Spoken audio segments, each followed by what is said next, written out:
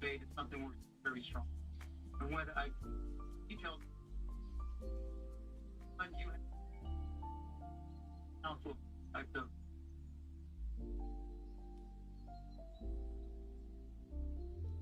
but then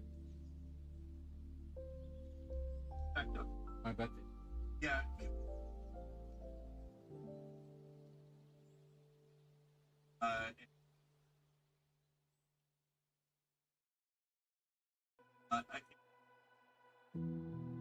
I mean, but here's Democratic bill. Why don't you see another side? Trump is saying audit the entire government. Entire government. I don't. Turn this. Don't want you to I'm like about how help the world. It totally looks out that. This is amazing. I remember.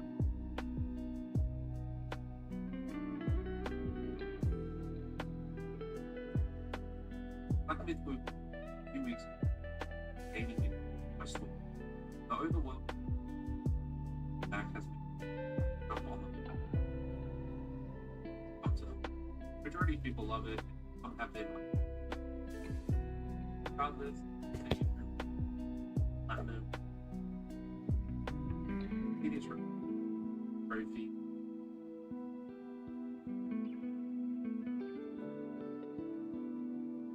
I agree.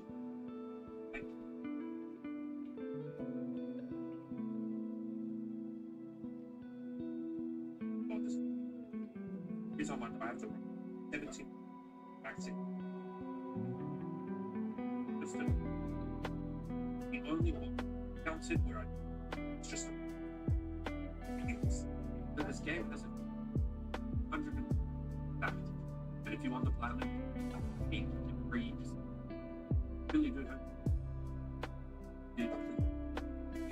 Alright, let's get into it. We started the game strong. And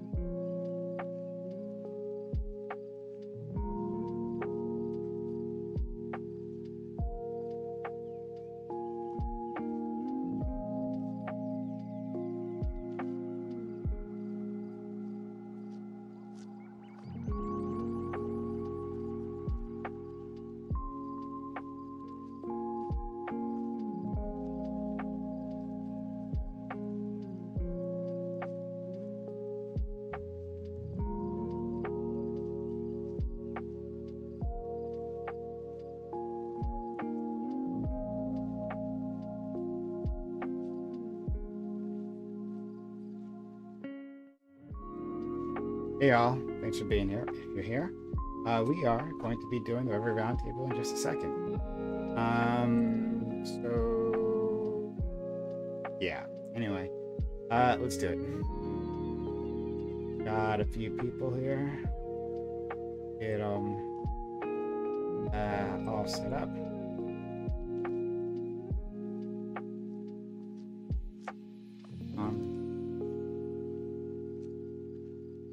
Here we go. With a specialized mouthpiece so you can use it without freezing your mouth. Like, that's what they're selling.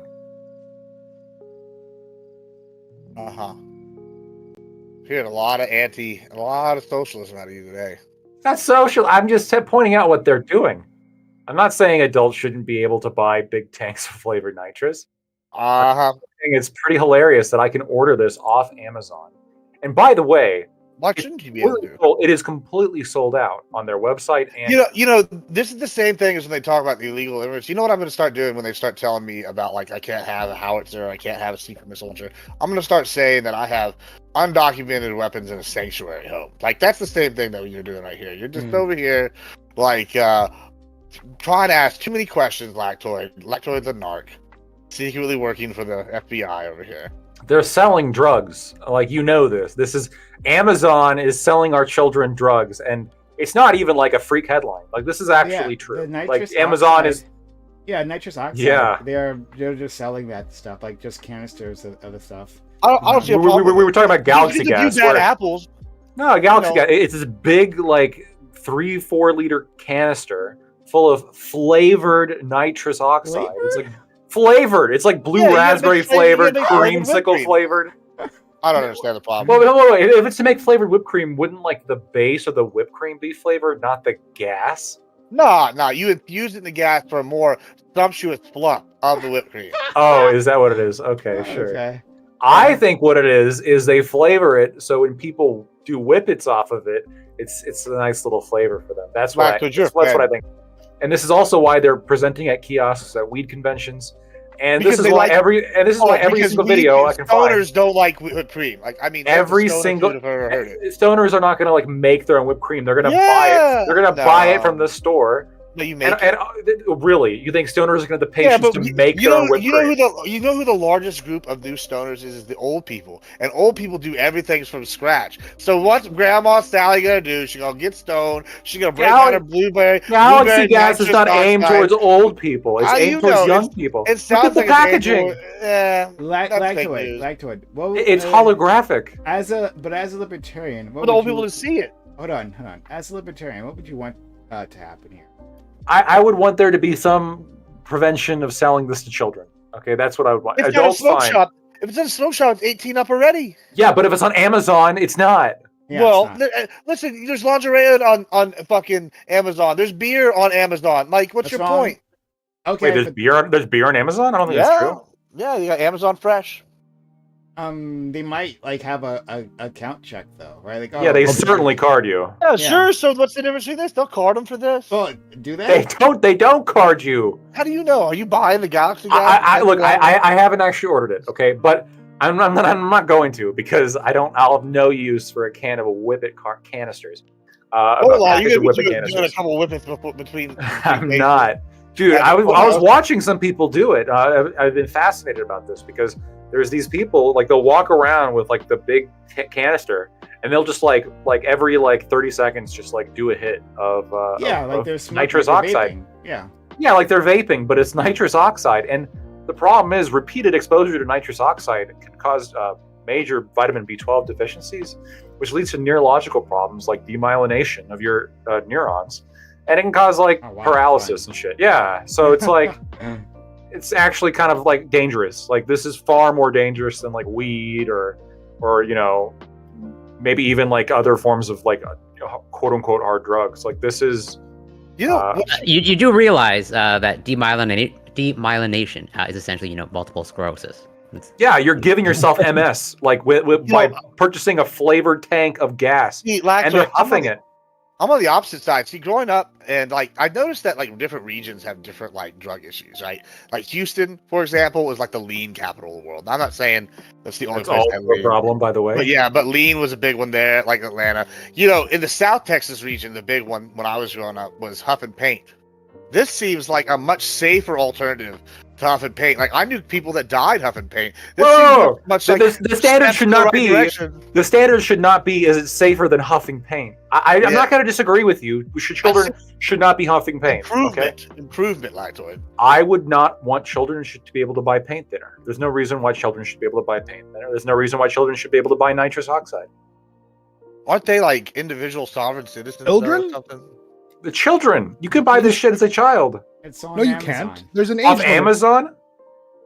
Okay, well, I mean, I can get a pack of nitrous canisters kids on on to be Amazon. fair, I can Have no also get credit card. absinthe on the internet. Like, Yeah, I that's what don't know I'm if like saying. I don't know how you protect against that other than banning kids from the internet. Or- Also, guys, or new you camera, could just- new camera. Yeah. Socialist looks Lactoid good, strikes looks again. Good. Looks good. You didn't want me to make fun Look of at Actually, you. just keep Lactoid, doing that more for the next 3 regulation. hours. Yeah, just do that. Like, we want back that and- nostalgic feeling. So just make that motion. More regulations out of the socialist Lactoid. Yeah, Always so more I I just regulations. ban kids on the internet. Hold on, you can on. So, like, here's the one thing though. I would to maybe Admiral Gibbs's favor, right? Is that like on Amazon you got to use a credit card, right? Yeah. So most people who have a credit card are over 18. It's true. A parent could put it on a child's account, but then that's kind of on them. Though what Amazon should do, though, they should make. I don't know if they do this. Maybe they already do, right? But like Sony does this for like PlayStation, is that you can designate an account as a child account, and then they can only buy. They do that on Amazon. Well, but what you can do then as a there you kid, go. here's what you do. Here's what you do. It's very easy as a child. And children, if you're watching this, don't do this, please. Thank you. You can make money.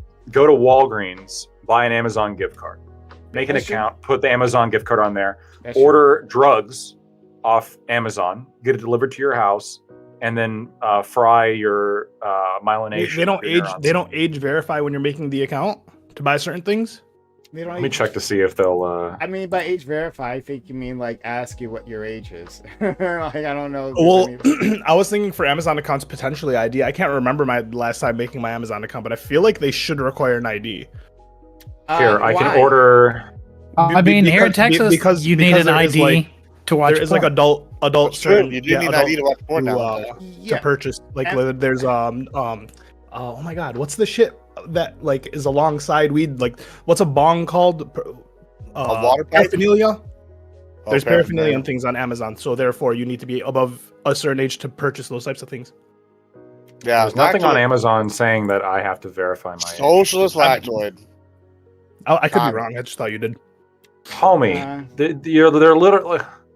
Come on, we can. Is it socialism for me to say that children shouldn't be able to huff? Yeah, gas? Gibbs. What Gibbs at a certain paint? point? What is there anything that shouldn't be allowed to be sold? Did I ask that correctly? Listen, Yeah, it's your you- intellectual property. He's very Two pro children. IP. Two children. No. Fuck it to anyone because Gibbs Oh, doesn't who give a fuck cares? either Who way. cares at this about a- point. Yeah, I mean, I have an issue with one of them. I'll tell you. I think the alcohol, age limit should be dropped to 18. If you could die for the country, you should be able to buy a beer. I feel like that That's one's one. fair. That's fair. But like, yeah, once you turn 18, I don't give a shit. What Wait, hold up. Wait, should 14-years-olds be able to die for your country, for their countries? Well, if they are, let them drink beer. That's what I'm just like. I just Like, want to know listen, where. if- I need to know I'd just rather- like where your limits are. I'd rather a child soldier be drinking a Miller Lite or a Bud Light than snorting the Brown. Listen, I just want to argue with you where you're at. Also bad I just for need children. to know what your limits are, and then we can go Degrees, from there. Lactoid, degrees of improvement. Listen, first they were sniffing paint, now they're sniffing a whippets. That's drastic improvement. One kills you, one does brain damage. Brown kills you. What if What what if instead of comparing this to gunpowder mixed with cocaine, we instead Yeah. compare it to what children should be consuming, like celery, broccoli? Well, that's why they made it fruit right? flavored, brother. That's too pussy. They I made don't the wanna- Galaxy you- Gas fruit I don't flavored. want to so live that- in this pussy America. He's got going on. I over didn't here. know that Fuck they all that. mixed gunpowder. Listen, they cocaine. banned Is that- mango jewel pods. Fuck all that. So it's called Fucking- brown. It's something that they do like in war-torn areas that use child soldiers, for example. they'll give them a drug called brown, which is a mix of cocaine and gunpowder. You mix it together, and then it gives you like the high of a cocaine rush, but also gunpowder has psychological effects as well. And so basically, it's like hyped up. Yeah, it's like hyped up. Connor, is this something you know about? I mean, I've watched the movie Lord of War, so yeah. You've never partaken in the brown? I did see Lord of War, but I don't remember that. It's not a Lord of War. I read it in the book. It's in the one with Idris Elba. Is they do the brown. I can't think of the guy's name. Counterpoints. Would you allow your child to order a large canister of nitrous oxide off Amazon and huff it? We can't hear you, friend. Well, his mic cut out, so we can go ahead and assume yes. Yeah, God answered for him.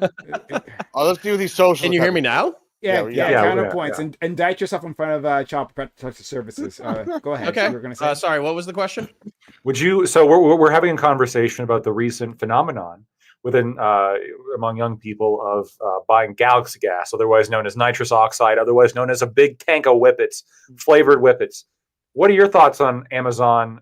Children being able to go on Amazon and order boxes of nitrous oxide to be shipped to their house. And let's say what blueberry whipped cream.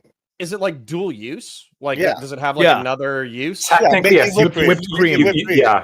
You can make your own whipped cream if you. Well, get to cream. be fair, you can make things like fizzy as well. Like you can put like fruits and stuff in the canister, inject the nitrous, and it'll make it like fizzy or like this is marketed. This is marketed.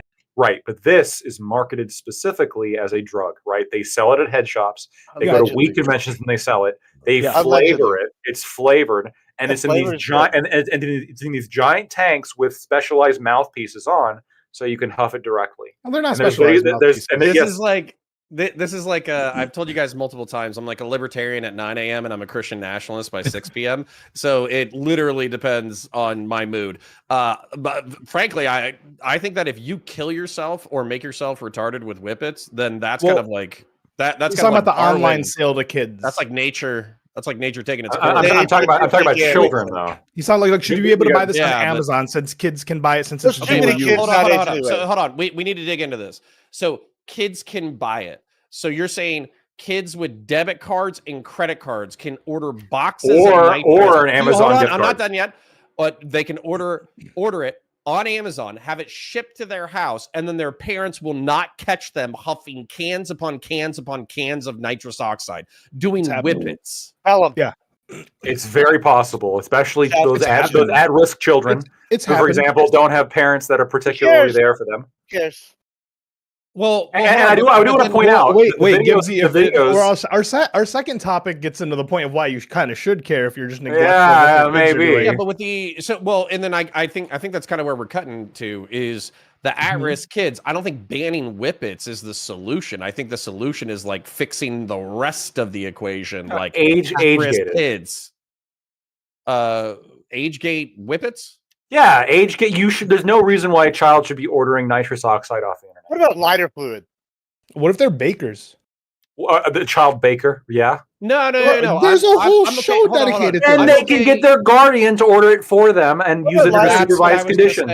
That's exactly what I was going to say. Hey, listen, I'm just going to come at you from the other side. Yeah, any kid who's running like a business or doing bakery or they're like baking for their local bake sale or some crap like that, they should have a parent in their life that they can say, hey, can you order this for me? I'm using it for XYZ ABC reason. Hold on. So actually, which one of these are being ordered out off Amazon? Because earlier it was the ones being sold in smoke shops. Now it's all the ones at Amazon, right? So is it the ones specialized and the ones in the smoke shops? So they supplement the regular nitrous, like regular nitrous.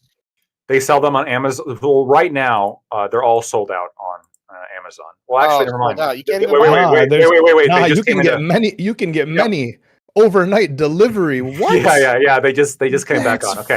So they were out of just like a couple hours ago. They were unavailable. Their website they're entirely out of stock. So they're selling. It's okay. There's different brands. I'm talking about specifically Galaxy Gas because all the videos I can find on YouTube, by the way, of this specific brand, every single one of them is a minority child. All right, and it's like this is not good. This is not good. Hold on, wait. Have you seen this level lactose? Have you guys seen Bump, which is the snortable caffeine?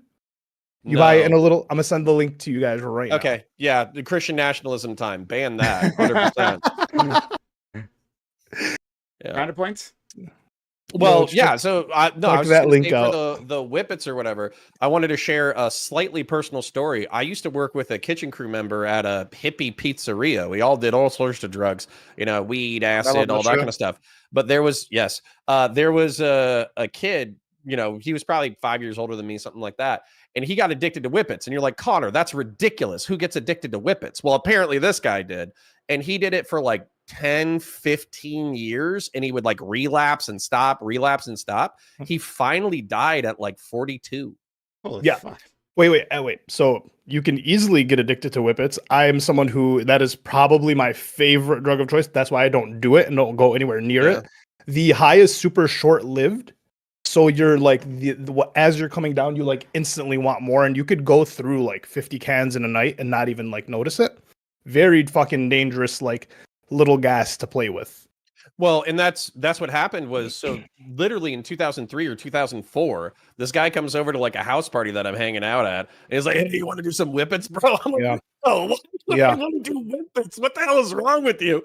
And then literally like this guy just got addicted. And then what Sociologic just said is they would catch him because they would keep giving him jobs, like trying to help him out, trying to get him on his feet, all that kind of stuff. He would like sober up for a little bit, and then he would fall back, and they would find him passed out at his house with dozens of cans around him until eventually they just found him dead. And Lactoid, to your point, why I'm saying it's not like a mouthpiece that it's on. So like when you originally would buy them, you'd buy the Whippets the little cans. When you put them in the whipped cream canister thingy, that's what people would fucking do them out of anyways. Like, so yeah, it's block the. People usually did them with balloons to come out. So because the balloons is actually like, this is getting like into. So people would buy tanks, like actual dental tanks. But hold on. Why are we stopping and fill up the balloons? What moral good are we children are doing it. Stop the children. Hey, Save the children. Aren't you like eating cheesburgers and doing cocaine that's 3 what hours ago? That's like, what I'm saying. Where is your judgment exactly? coming from? That's my point. Why are we stopping this? They're like, listen, let people do what they want, and it'll take care of themselves. Like y'all don't like what I hold on. Y'all don't like what I have to say. Cocaine and cheeseburgers will kill me. Like, do you ever plan on having kids? Pay taxes at some point. I guess what. Listen, that's you pay taxes for them. They're not going to be doing it. Yeah, I know, but if they die, then they don't have to pay taxes. They're dead. Listen. He said something messed up, but I would think that sometimes, as a former law enforcement officer, I would be like, this drug addict is having a rough time, but if they go too far with it, then they're no longer a problem. Yeah, it doesn't. It like solves itself. And like the other thing is y'all are hurting business owners. Like, why would y'all want to hurt the economy like this? Like, well, hold on, Gibbs. All right, hold on. Moving past brain damaged children hurt the economy. I'm going to make that. Yeah, I was going to say. Well, we clearly think brain damage. But if they are addicted and then they're sitting outside of businesses, then they're hurting businesses. We're gonna call. Hold on. You can just shoot him in his world. We're gonna just call this. We're gonna call this social contagion. All right, it's just another social contagion, and it's just just damaging them. Right? Cool. We're just addicting them. Whatever. That's great. That means they're stimulating the economy. They're gonna keep buying this. They found their fix. They're going to be happy, compliant. Yeah, but when they're broke because they don't have a job, and then they're just outside begging you to buy them that fucking gallon of gas. They're not going to get it from me. I'm going to be like, well, I'm should have done more. You're going to be annoyed when they're begging. They're going to take welfare. They're going to vote Democrat, and then they're going to take welfare, and then they're going to be out money. No, I'm just going to choose to go to places with private security to kick them off. I was never more Democratic than they're going to vote in Kamala Harris, who's going to send in the cops to stop your private security, and then they're going to charge you all your money. 25% unrealized gains. Yeah, I'm glad you brought that up because guess what happened today? I don't know if you know what happened. They tried to tell Texas that we had to give Fronten Island back to Mexico, and Greg Abbott told them to go fuck themselves. Fronten Island, yeah. So island. Yeah, we took an island from Mexico. It's recently too. Is Mexico like its own little world? Because like you guys just do random shit. Yeah, they basically it was like Cartel Island in the middle of the Rio Grande, and they were using it as like a base of operations and shit. And Mexico went and like the United States and wouldn't do nothing. So Texas sent like the Texas Rangers and the Texas like National Guard and cleared it out and took it over. Nah, we're over here fighting other countries. Y'all over here playing piddly dicks. We're telling y'all we got problems down here, and y'all are like, immigration. It's not real. We're literally fighting over islands. And you're like, it's not a problem. I've been It's to not a Texas. problem. You love immigrants. What are you talking about? We like immigrants. We don't like the cartels. There's a difference. Think about this. Yeah, think about this. There are a handful of people that love the cartels. I'll tell you what. Well, sure. The club owners, but all the whippet users are going to vote in the people that are going to let the cartels into the country, and then we're fucked. Yeah. Yeah. Well, Gibbs is pro-cartel. What's wrong with club owners and cartels? It's just capitalism.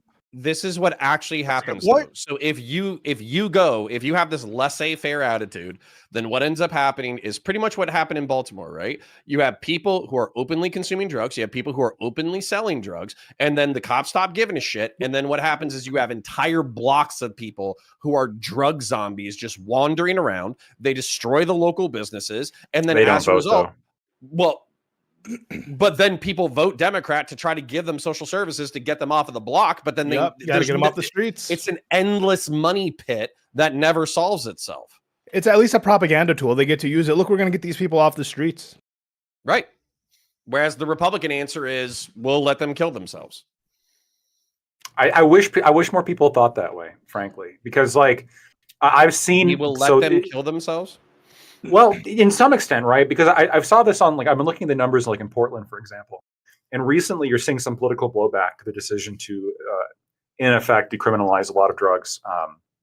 But the reality is, when you look at the actual numbers, Portland's policy implementations on drugs has not really been all that bad, right? There is an uptick of drug usage, but it's more or less in line with an uptick of drug usage throughout the entire country, right? There's kind of a epidemic occurring. So, but people will point to it being very visible in certain locations. Oh, look, it's really happening here. But the numbers don't demonstrate that, right? I understand that you could find certain streets where people look like zombies or whatever. But at the same time, are we really going to go off of just, I saw this video, AKA now here's what we need for policy? I just don't like it that people think that way. This is my frustration though. So I think that if you actually took a proactive role, ban drugs, like Switzerland for an example, right? Heroin is still illegal, but they do have shoot up clinics, but the shoot up clinics are the necessary dose in order for people to function. And then the entire thing is start to finish, it's a jobs program. They get you put into places, all that kind of stuff. They make sure you have housing, et cetera, et cetera. And there are a lot of people who are still using, but they're using the minimum amount in order to get in order to not have withdrawals. And then they're getting their lives together. That to me is infinitely preferable compared to your Darwinian thing, which I understand statistically, whatever, but the Darwinian thing is happening. I'm in Central Florida. I'm 45 minutes north of Orlando. If I go downtown to Orlando, there's a few blocks that are the party blocks. That's great. That's awesome. As soon as you get off of those, it's just dozens upon dozens of people just sleeping outside, wasted, high on drugs, panhandling, and they get into fights and shit. And it's why would I want to live in a city? You know how you solve that though? We solved it here in many cities in Texas, and some of the cities that haven't solved put them somewhere else. Yeah, you ship them to California. Or New York. You insert camping bans. Yeah, I thought Austin had city. a really bad. Yeah, that just moves it around. We're a whole country. It's a huge success story. Isn't the only part of the country. We are a whole country. This is a nationwide issue. Ghosty. Oh, I might move because I have a weird echo. Can you guys hear that? Well, you can background number 20. Yeah, she was talking about Austin. She was talking about Austin. Austin. Are your servants making too much noise down there? You should punish them. I was gonna say I thought Austin had a really bad homeless problem though. Yeah, so actually it ties the two things. It's good you know that. So Austin did ban camping. They got rid of it because there were so many sexual assaults from the homeless population that it was a major issue, and they banned it. Well, here's the kicker. So whenever there was all those protests recently with the Palestine protests, Austin, was one of the cities where people got mad. Well, the protesters said, "We're not moving. We're camping. We don't care." And that's kind of a hot button issue in Austin when they just got rid of camping due to all the essays. So they were like, "Oh, we're going to send in the Texas National Guard to clear you out," and it ended up on the news. But nobody wanted to talk about that other background issue that had been a previous thing, which is why camping. Well, wait, was those people the whole have reason a place why to they go. So why don't we just actually protesters? But what about the homeless people that don't have a place to go? Why don't we punish the actual crime? Yeah, we banned camping in all major cities nationwide. That's what we should do. Punish the crime of doing drugs, Elector? No, it seems to me, and this is where my perpetual libertarian side shines through here. It seems to me that when people talk about like drug legislation, they're always using it in reference to something else. Oh, if they get addicted to drugs, they're going to steal. Oh, if they get addicted to drugs, they're going to commit sexual assault. Why not, right? Like punish those crimes incredibly heavily, right? Bring down the hammer on thieves and rapists. But then when it comes to adults who like want to, I don't know, huff nitrous gas in the privacy of their own home, which is like, not recommended, just to be clear. I'll tell you Like why. who am I to say no? You as a human being, person, a sovereign adult, a sovereign adult who we may draft and send into battle at some point.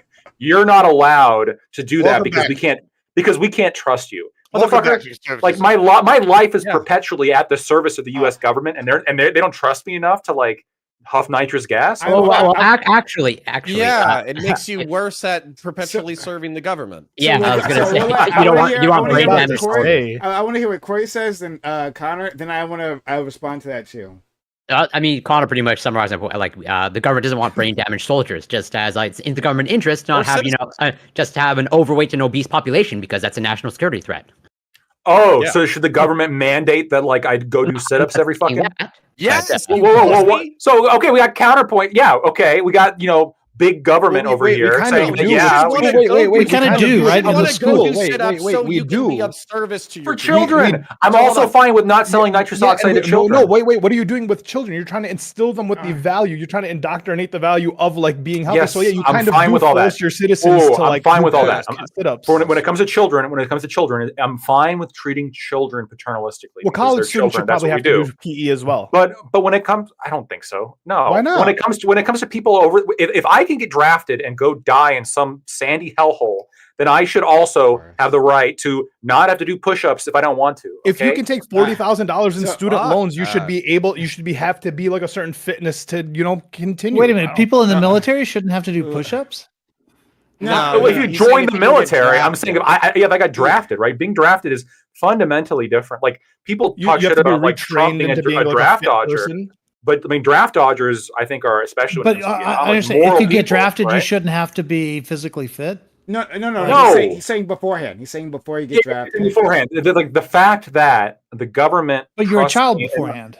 I'm talking about right now, at age, my current age. Okay, no one's gonna draft you at your age. Okay, if I was 5 years younger, where I potentially would be drafted, okay. Okay. But explain to me, give me the logic here, okay? Wait, how old are you? I can be sent to a jungle. I want to give the logic as somebody who did go to the dusty and dirty, shitty hellhole and has to share the fucking country with all you goddamn liberals and libertarians. Holy fucking shit! All right, I'm not a liberal. I'm not a libertarian. I'm a communitarian. Which means that I believe that in the individual communist. Is this a new thing? No, it's not a new thing. As a matter of fact, it's the midpoint between collectivism and individualism. He's all about communes. Shut the fuck up, dude. Shut up. I actually want to get like a real idea out here just in case some kid at home is thinking that they shouldn't do sit-ups and they should do whippets based off of you dumbasses ranting, okay? So let me get a real idea out here. No. We are not born alone. We don't die alone. We work in a community. We have doctors. We have nurses. We have cops. We have firefighters. We have families. We have communities. We have churches. We take care of each other. And what you should want to do, rather than being a hedonistic libertine douchebag, snorting brown and eating fucking cows endlessly because you think it's your God-given right, or doing whippets endlessly because it's your right as an American or whatever the fuck, you should be trying to make yourself the best human being possible. You should be physically capable. You should be capable of handling your own security. You should be a healthy member of your community. You should have ambitions that you pursue, and you should be trying to become the best human being that you possibly can. And that should be the culture that we should be trying to foster, instead of saying that actually the peak of humanity is having a shitload of money and then just doing drugs and eating like a fucking fat ass. Nobody's saying that we shouldn't strive for those goals. What we're saying is that there's something antithetical with having some entity telling you that you have to, right? Yeah. Because if some entity tells you that you have to, I'd actually say because are you what does it mean to be an individual? What does it mean to have rights over your body? What does bodily autonomy mean? When people are out there chanting "my body, my choice," what are they trying to get at? Buying a motorcycle. It means buying a motorcycle. It means buying a motorcycle. It means that there is something about me that I have self-ownership. And, you can reject self-ownership. When you're on drugs, you don't have self-ownership of your body all the time. If I put the drugs in there, certain drugs you don't. So Yeah. Did I put them in there? If I put them in there, then I made that decision. It's buyer's. I've reserved the right Sometimes addiction while makes on the my decision drugs for to you. have like, hey, By self-ownership, no one do we touch mean me. Okay, I'm agency? addicted to riding a motorcycle. Like, have I lost agency? no, I mean like Arguably. You can.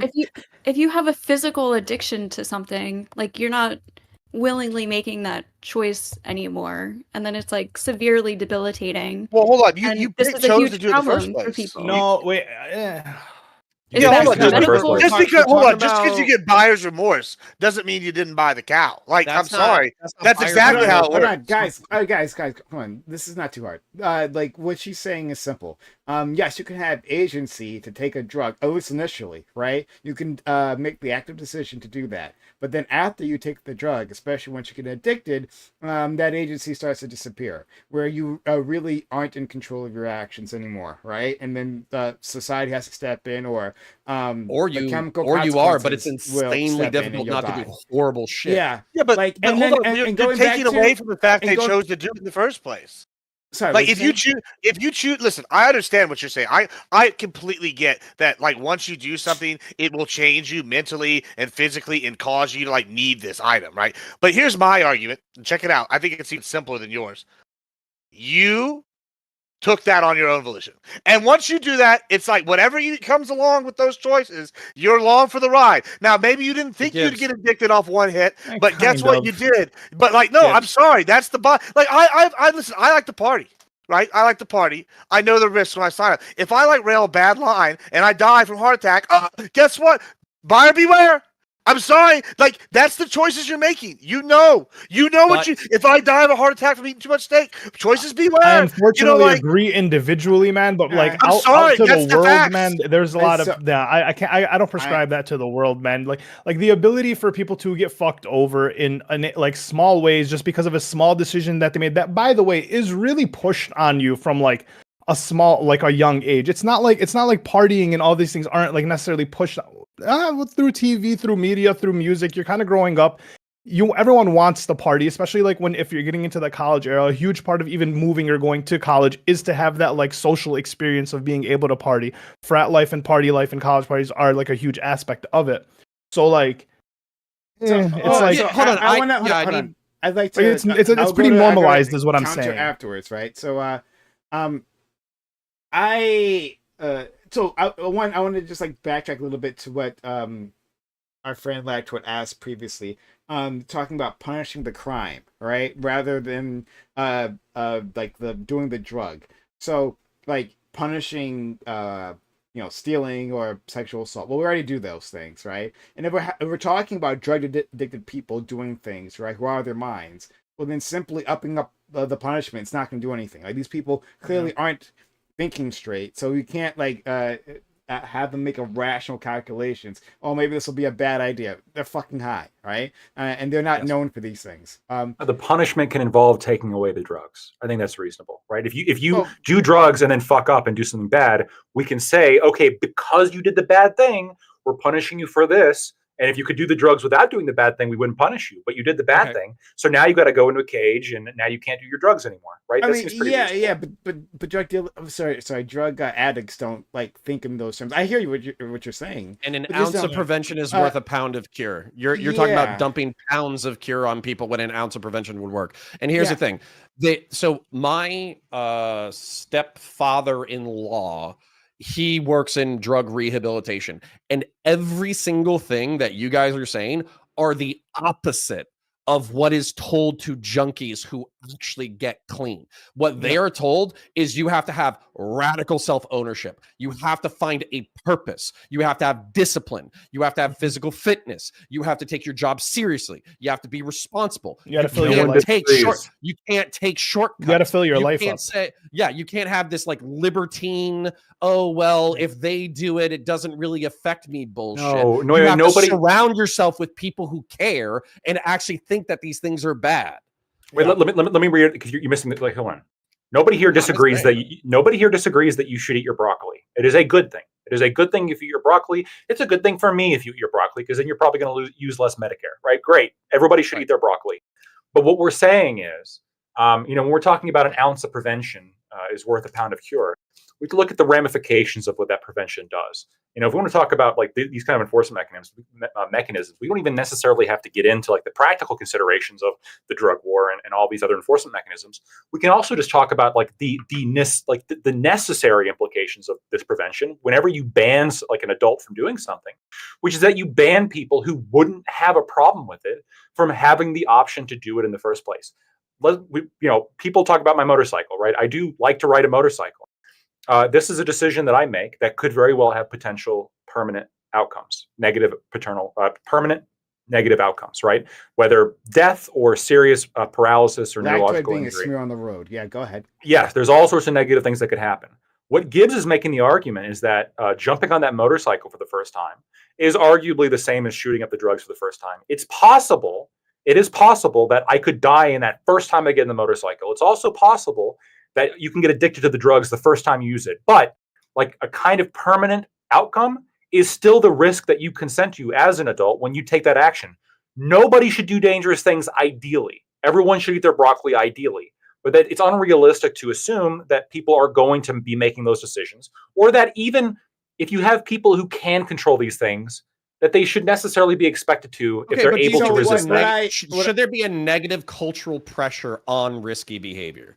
There should be a negative pressure. There should be a pressure, but it should be flexible.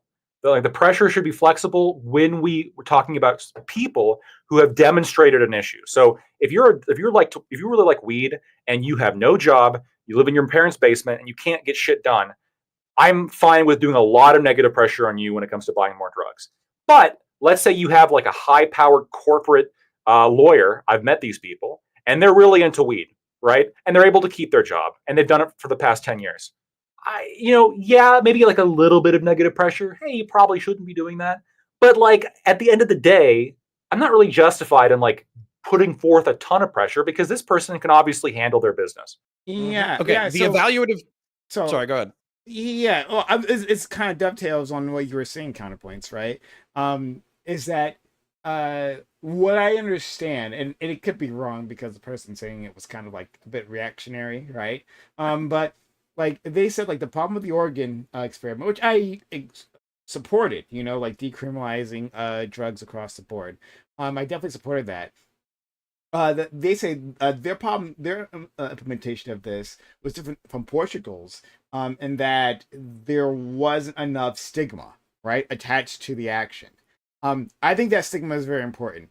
Drugs are bad, kids. Like, don't do drugs for a variety of reasons. And Electra, I think you agree with this, right? Do drugs between 16 and 25 and then quit. Drugs are really awful. Beer is bad too. And it needs to be told, like, and said, right? Like if you're doing drugs out in public, right? That's a problem. You need to be pushed out, right? So like maybe like we don't arrest them for for shooting up, right? But hey, if you're being a public nuisance, if you're endangering people, if you're loitering around businesses and doing damage to the community, that's not okay. Go somewhere else or get in jail. And if you if we're saying that we take the stance that like, okay, you can do the drugs, but you got to get cleaned up, well then you need to put action behind it. There are consequences if you don't like go to a drug treatment program. All these things are negative pressure to if they committed a crime, an actual crime, or yeah, I guess if it's maybe a crime related to the yeah. Well, we all understand this, and even like the most big government people, they understand this when it comes to alcohol, right? Arguably one of the most dangerous drugs, right? Agreed. I mean, most people here probably know somebody who's lost, either like they themselves have lost a family member due to alcoholism, or they know somebody who has, and or DUIs or drunk, et cetera, et cetera. There's and violence and all sorts of shit. And so, but yet we don't ban alcohol. What we do is we say, like, if you're an adult, you can do it now, 21, I guess, but still, right? Most adults can do it. But if you fuck up, then you're held responsible for that. And as part of your punishment, you may have to give up the alcohol, like AODA and stuff, which I'm fine with. They should be the same thing with whippets, right? Whippets, like if you're an adult and you want to do that, I think it's No. weird, but sure, right? But like, No. just don't fuck up.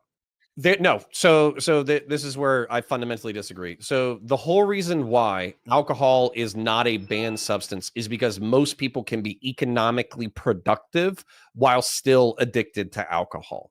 And same thing with marijuana. The reason why there's not a particularly large stigma around marijuana is because, like you were saying, there's a whole bunch of high-powered people, professionals or whatever, who can do marijuana.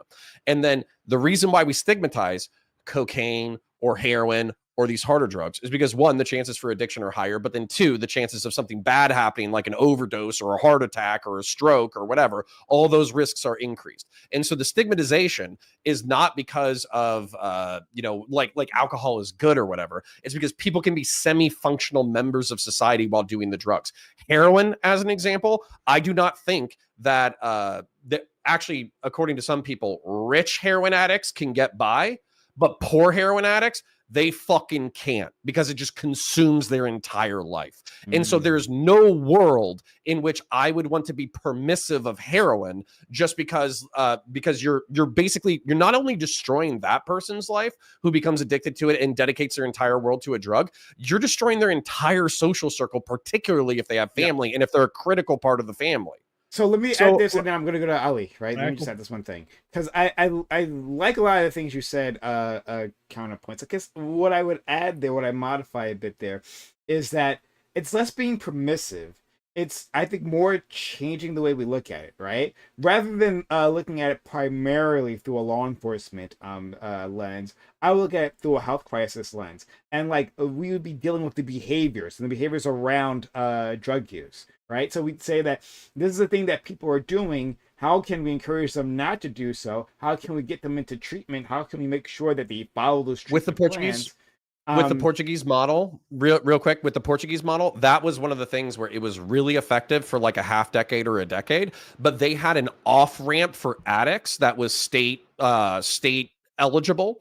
And so they got a bunch of addicts off of the program and actually decreased usage. But what ended up happening is a bunch of fiscal conservatives, a bunch of fucking assholes, started arguing that the programs were inefficient because they were government-run programs that had empty beds. And so they canceled all the government-run programs, and then they outsourced it to the private sector. And then the private sector has the incentive to fill the beds. And so as a result, everything got infinitely fucking worse. I remember, yeah, I agree. That's my understanding of what happened in the Portuguese model too. But yeah, so it needs to be Portugal's health doing crisis fine, where you're moving away from any sort of like private incentive, right? Or even like a NGO incentive, because they operate in very similar things, right? Like the problem has to continue for them to justify their to get grants.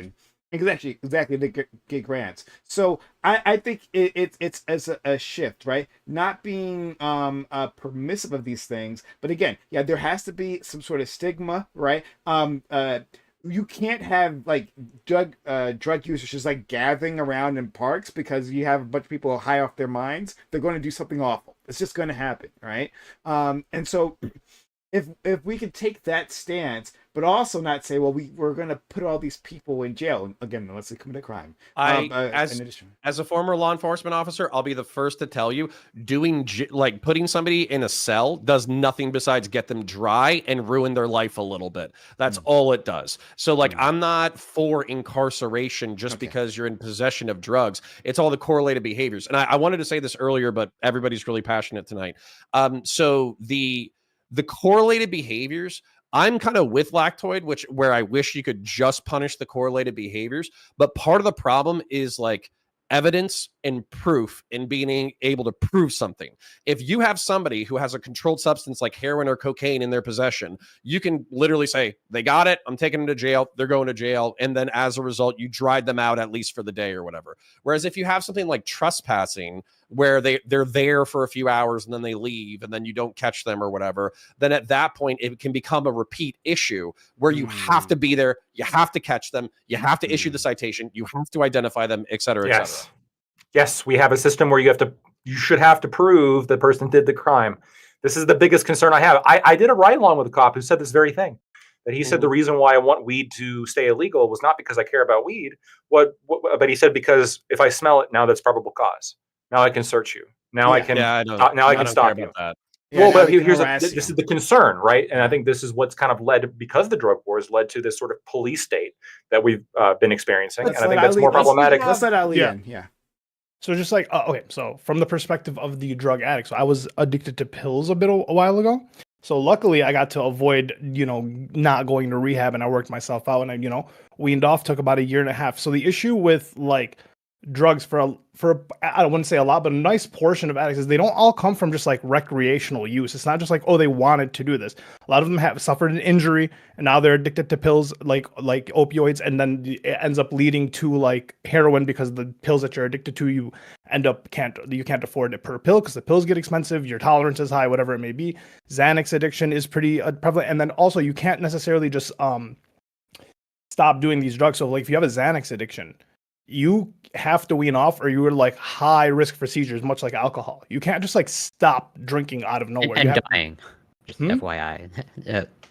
Xanax, like benzodiazepines, if you stop them abruptly, you can die from the withdrawal. That was my thing. It took a year and a half for me to fucking wean off that shit. I was not risking a seizure for nothing. And here's the thing. I take a pill, Cymbalta or whatever. I take it for nerve pain and I take it for mental shit.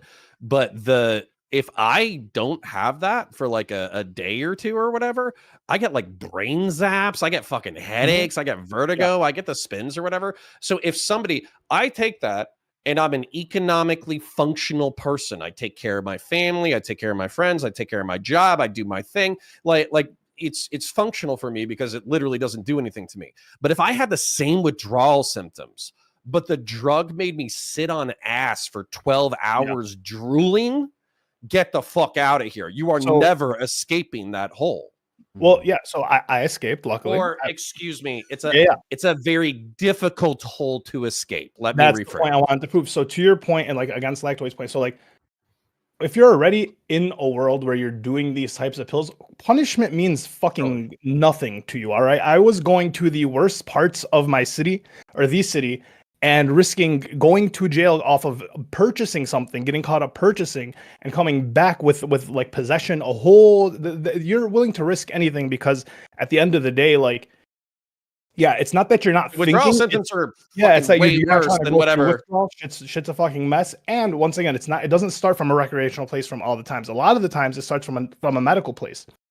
So the issue is, like, I realized that I was a fucking drain on society. I was literally doing jack shit, right? Which is like, but negative reinforcement wasn't going to do anything. That's what got me there in the first place. I did need a place of support. I did need a place. Now I didn't go the government route. I luckily was able to like go to my friends, talk to them, but I wasn't able to go to my family because you can't go to your, like 9 times out of 10, you can't go to your parents and be like, hey, I'm addicted to this thing, and not have them freak the fuck out instead of actually tackle the issue. They're going to sit there and blame themselves. Oh, what did I do? I fucked up. That's going to turn into their own anxiety. They're not going to be able to tackle that issue. What was I going to do? I wasn't going to go to the police and tell them. And it's not like I was like thinking of going to a rehab clinic that I couldn't fucking afford, much less like I can't take time off of work. Right, I have to work to afford these. So like I had to have my friends. We had to all sit. It was a whole thing. I did have to build a community of people that were like there to look out for me. Luckily, a lot of my friends are in the medical field. They're doctors. So like it was like a little bit easier to like work with. But yeah, it's like to the point of like I had that support. I was able to get myself out. That's cool, fine and dandy for me. But I don't get to look at myself and be like, well, look at me. I'm so strong. I got out of it. What about these? These people aren't losers. These people are in a place where, like, yes, it's the below average are a part. Once again, the below average and average are a part of the country that you have to take into account because they, to your point, they are a part of the community. They are a drain on the community one way or another, whether it be familial or it's literally financial. Either way, so you do have to take that into consideration. We can't just discount them every single time. And that's what looking at it as a health crisis is part of, right? Because what you said, like. Part of it, not like just like handing out medicine. It's saying that, well, like what is the support mechanisms we can put in place to help these people, right? Yeah. So I love what you said. I'm glad that you got yourself, fixed up and here and you're alive, right? But like it's like reframing the problem and saying, okay, so we first we say hey, don't do this, right? But then someone's going to do it. It is what it is, right? And then from there, we're like, okay, let's get support systems around them, get them in treatment plans, but also be able to bring in their community, their community circles. Okay, this person's having a problem. I know you're going to have all kinds of feelings about this person doing this thing, but it's happened. And if you care about them, here's the steps we can do to support them, to get them out of it. That's the way to do this, at least my opinion. But yeah, Connor. Yeah, so I need conservatives, I need fiscal conservatives and social conservatives to hear me when I say this, okay? What's happened over the past 40 or 50 years, partially because of deregulation and globalization, is that we are in a K economy. What's happened is if you have a skill, then you can make a few $100,000 a year and your life is going to be pretty good, okay? That's a class of people.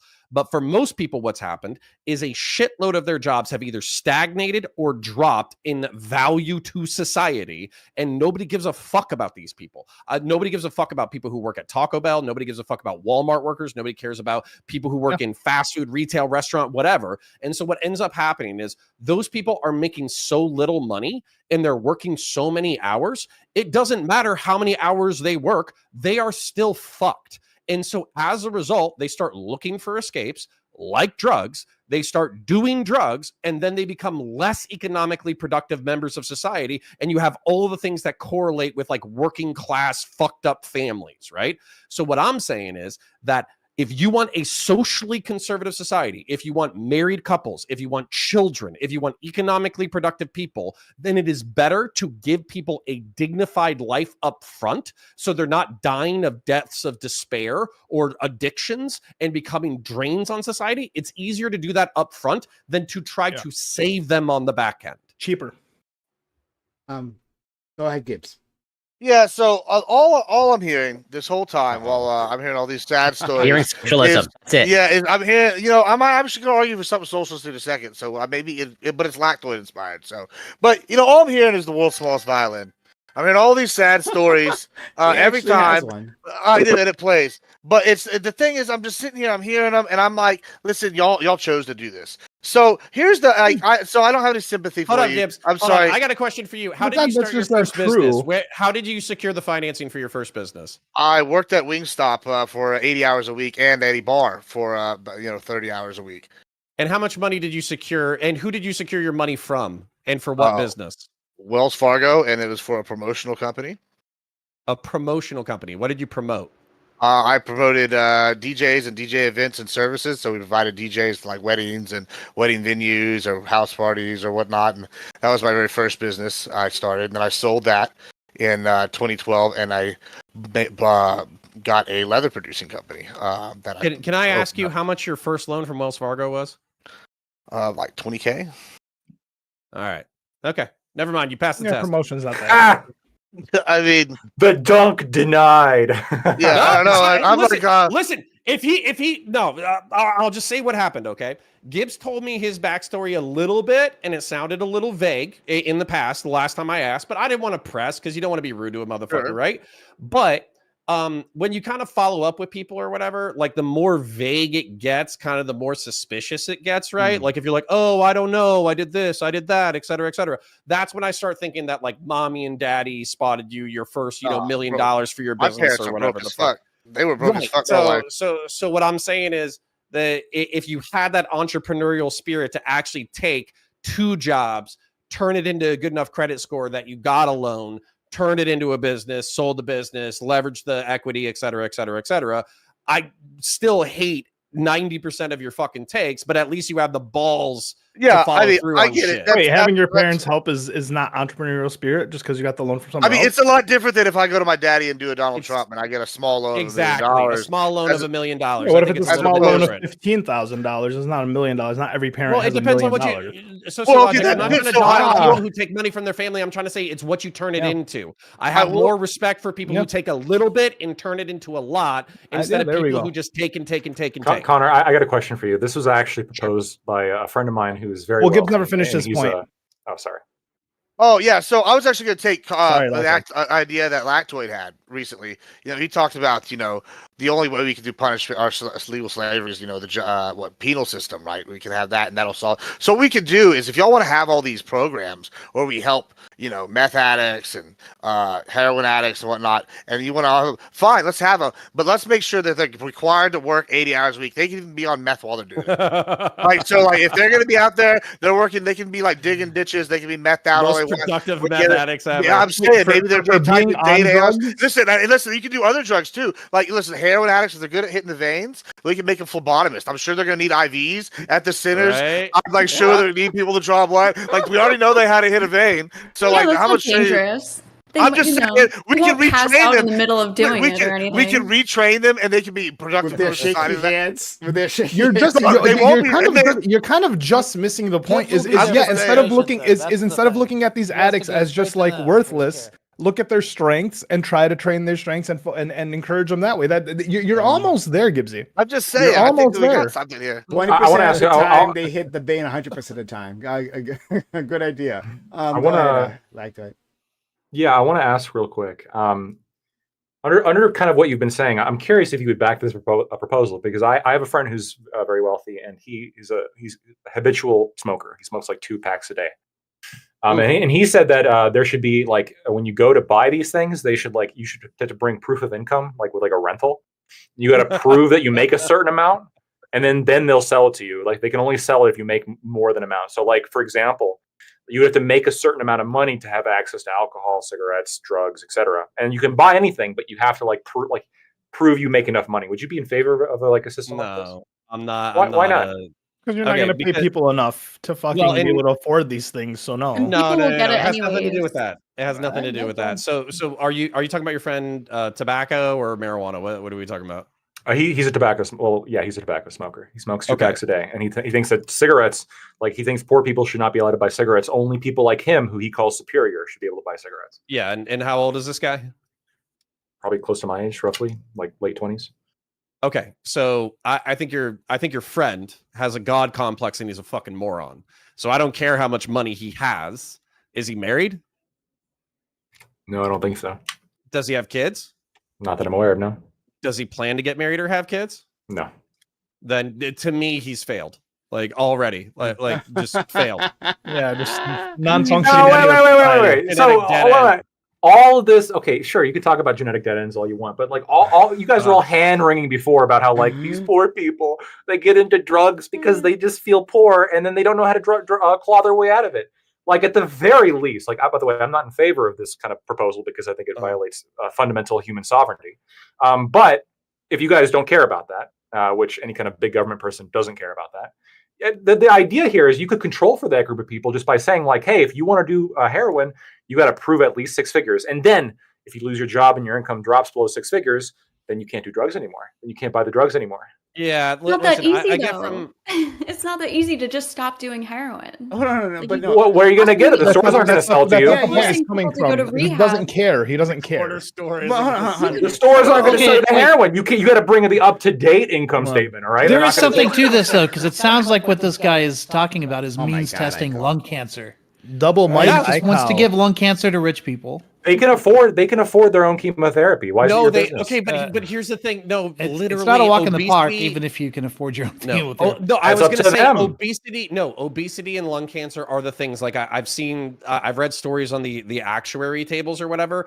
Obesity and cigarettes are like things that they make money off of those people because they die so fucking fast. They're paying into the system, paying into the system, paying into the system, paying into the system. So we let the poor people smoke, and we let them get fat and smoke, but then we leave the heroin for the rich people, right? No. Listen, We there's can so much war more to, game like, it. No. There's like this libertarian and fiscal conservative obsession with like efficiency and like financial efficiency, and I am Yeah. telling you, why we life beat the is a Soviets. lot.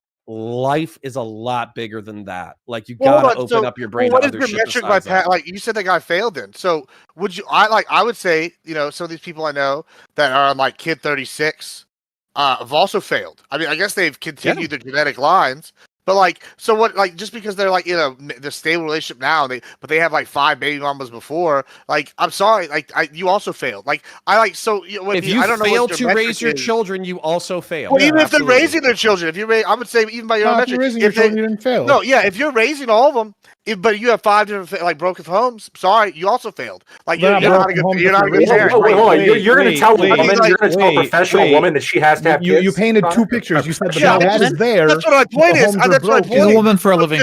Because what Counterpoint was saying is like, oh, this guy failed on this side because his genetic dead end. I'm like, well, just because you're genetic not dead end doesn't mean you're not also a failure. I don't know. That wasn't the only thing that makes you a failure. We got JD Vance in the call, guys. Check him out. It's not the only evaluation for whether or not somebody is a success or a failure. And by the way, there's people who can't have kids. But the way that I would evaluate those people is whether or not they positively contribute to their community. Do they take care of their girlfriend? Do they take care of their parents? Do they take care of their community? All that kind of stuff. Well, no, you fucking morons. I'm a normal human being who gives a shit about normal human beings. What if I donate half my money to like charity and then use the other half to do heroin? Yeah. I mean, arguably, if this person's wealthy enough, this person's made more of an impact than any of us here ever would. Okay, I would give that person some slack, but I would still view them as would you give them smack? How much are we talking to the public for this person can afford to pay you a lot of heroin? Look, if somebody makes like $1 billion and they want to sit in their fucking little like secluded mansion and bowl all day and do whatever substances they want, it's none of my business. Okay, it only becomes my business the only time is when they start doing crimes. Hold on, or they start taking my money. Only a problem on the poor. I want to ask you something. Most things are only a problem not having poor. Yeah. If we don't have poor people and everyone can afford to do their drugs and work, then that's a fucking amazing time. No, yeah, poor people. That's all. Jesus said the poor will always be with us. I want to ask Lactoid a question. So, Lactoid, I feel like I'm stereotyping, but I feel like with your career field, with the people that you're surrounded with, et cetera, you are currently focused on ambition and pursuing ambition and getting where you want to in your career and maybe making a little bit of money, et cetera. So, okay, but what do you think the point of all of this is? Like us being born, us being alive, us having families, us making money, us pursuing our ambitions. What's the whole point? So I'm about to depress you like a lot. It's going to stay fun and riding motorcycles. In my sort of nihilistic opinion, right? There is no ultimate point. There is no point. I don't think there is an ultimate. That's point. why you guys are genetic. Ultimately, we're all just a blip on a long timeline that ultimately has no eventual meaning. But if you want to make your own meaning, which I think can be productive, you can do that. And whatever meaning that you make for yourself is just as valid as whatever meaning anybody else makes for themselves. Okay, so let's say that we can extrapolate from this. So let's say that somebody is schizophrenic and they take a potato peeler to their skin and they start flaying themselves, but for some reason this brings them great joy and happiness. Is that person's pursuit of happiness equally as valid as yours? I would be concerned that they wouldn't know what they were doing. Right. I think that there needs to be like a requisite level of consent. This is why I do have a problem with selling the Whitbit containers to children, by the way, is because I think that people should be able to evaluate. Like, I don't care what subjective goals people have, but I want them to be able to understand what they're doing to a certain extent. Okay. So they know what goal they're trying to. I got you. So let's do this. For, like, mentally ill people. A shitload of jihadists have higher education degrees. They have master's degrees. Some of them are engineers. They often do. Right? They are wildly intelligent people. But they think that in order to get God's approval, they have to fight people who are ushering in satanic, nihilist, hedonist bullshit such as yourself. So is them killing people such as yourself equally valid as a pursuit of happiness in the planet? So, okay, let me be very clear here. I know where you're going with this. I'm not subscribing to the sort of moral relativism in the sense of like, I think that everything's equal. I don't think that obviously their goals are equal because they're not conducive to my goals. But in the broader scheme of like, are my preferences, is there something justifying my preferences? I don't think that there is. So like in the ultimate scheme, yeah, them wanting to do whatever is just as valid as me wanting to do whatever. But I'm also a chauvinist. but I'm also a chauvinist with my morality, which is that I think it's the best because I say it's the best, and hopefully I'll get the political power and the military power to force my way of life on other people to some extent. But luckily, my way of life allows people to do what they want to do as long as they don't affect me, more or less. Preach on, brother man. Preach on. So this to me, like this, like liberal. I don't know. I know that you're saying that you're not purely a moral relativist. No, it's philosophically liberal. It has to do with the individual, right? So libertarianism is a philosophical offshoot of liberalism. Classically liberal, yeah. Yeah. So my problem with this is I think that this moral relativism is a psychological cancer. Like I think it's death to our society in the long term. Who are you to tell me? What if my goal is that I want to ride my motorcycle every day and I don't want to work and I don't want to make children? And I don't want to do seriously. Hold on. He just wait. Hold on. I'm gonna ask you straight up. Who are you to tell me that I can't do this? So hold on. In the liberal or libertarian framework, I am another human being who has gone down the path that you've gone down, found it utterly vapid and kind of disgusting and kind of gross in the long term, and I have found much more satisfaction along a different path. And so watching people go down your path, I think of it as my moral duty to scream at you, hey, heroin, motorcycles, and pussy is great for a while, but ultimately you are going to be a sad, decrepit old man. Great for a whole 5 seconds. No, hold on. This is what he just did. No, he just pulled like a Obi-Wan. It's like, only Sith deal in absolutes, and then he gave an absolute. Like that's what he just did. Like, and then I'm going to tell you what I did the reverse.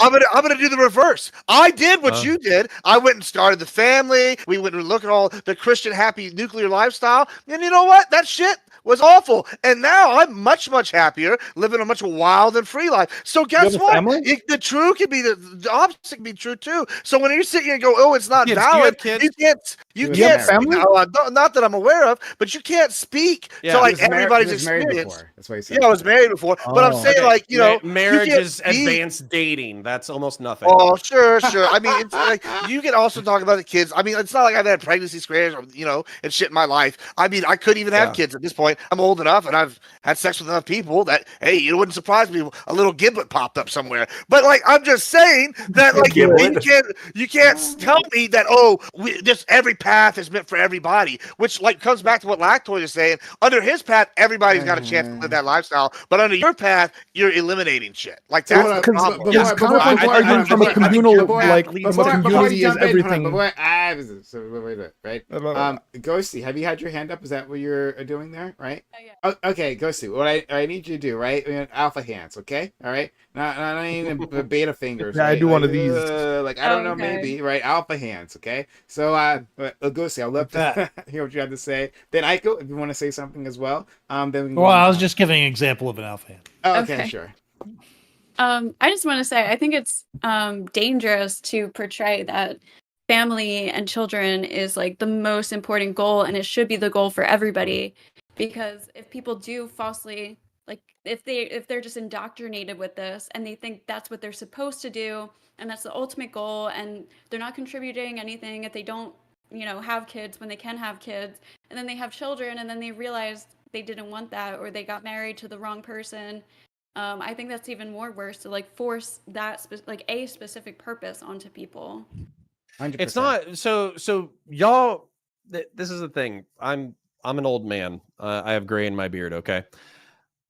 I'm talking about cultural pressure. Okay. I am not going to show up to my house and point a gun at Lactoid and say, hey, we're going to go find your wife right now, and you're not allowed to ride your motorcycle because you could get into an accident. And on top of that, we're going to stop by your friend's house, and I'm going to compel him to stop smoking cigarettes, right?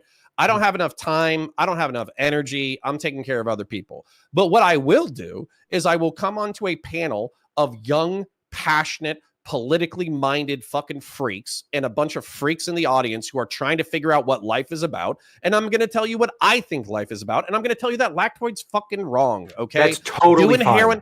doing heroin, riding motorcycles, and banging whores is good for a spell, but it's only going to last for so many years, and then you're going to be an old, sad, It's what your disgusting 20s fuck are at the for. bar. Yeah, that's what. Like, no joke. I'm still in my 16 20s. 16 to 25 For is how for long? figuring it out, partying, Your trying opinion to really shouldn't deal with matter different till after 30. ideologies and all that kind of stuff. Yeah, and then after 25, you should figure out what the fuck you want, and you should go Yeah. after it. Okay, so I have a lot of I'm Catholic, so I've got a lot of Catholic friends, and a lot of them are conservative Catholics, and they'll tell me all the time that ultimately, all of these people who are running out and partying their life away or whatever, those aren't the people who are going to win out in the end because aren't the ones that are having children or whatever. And what we find out is that, really the children end up finding their own way too. So diversity sort of fosters more diversity.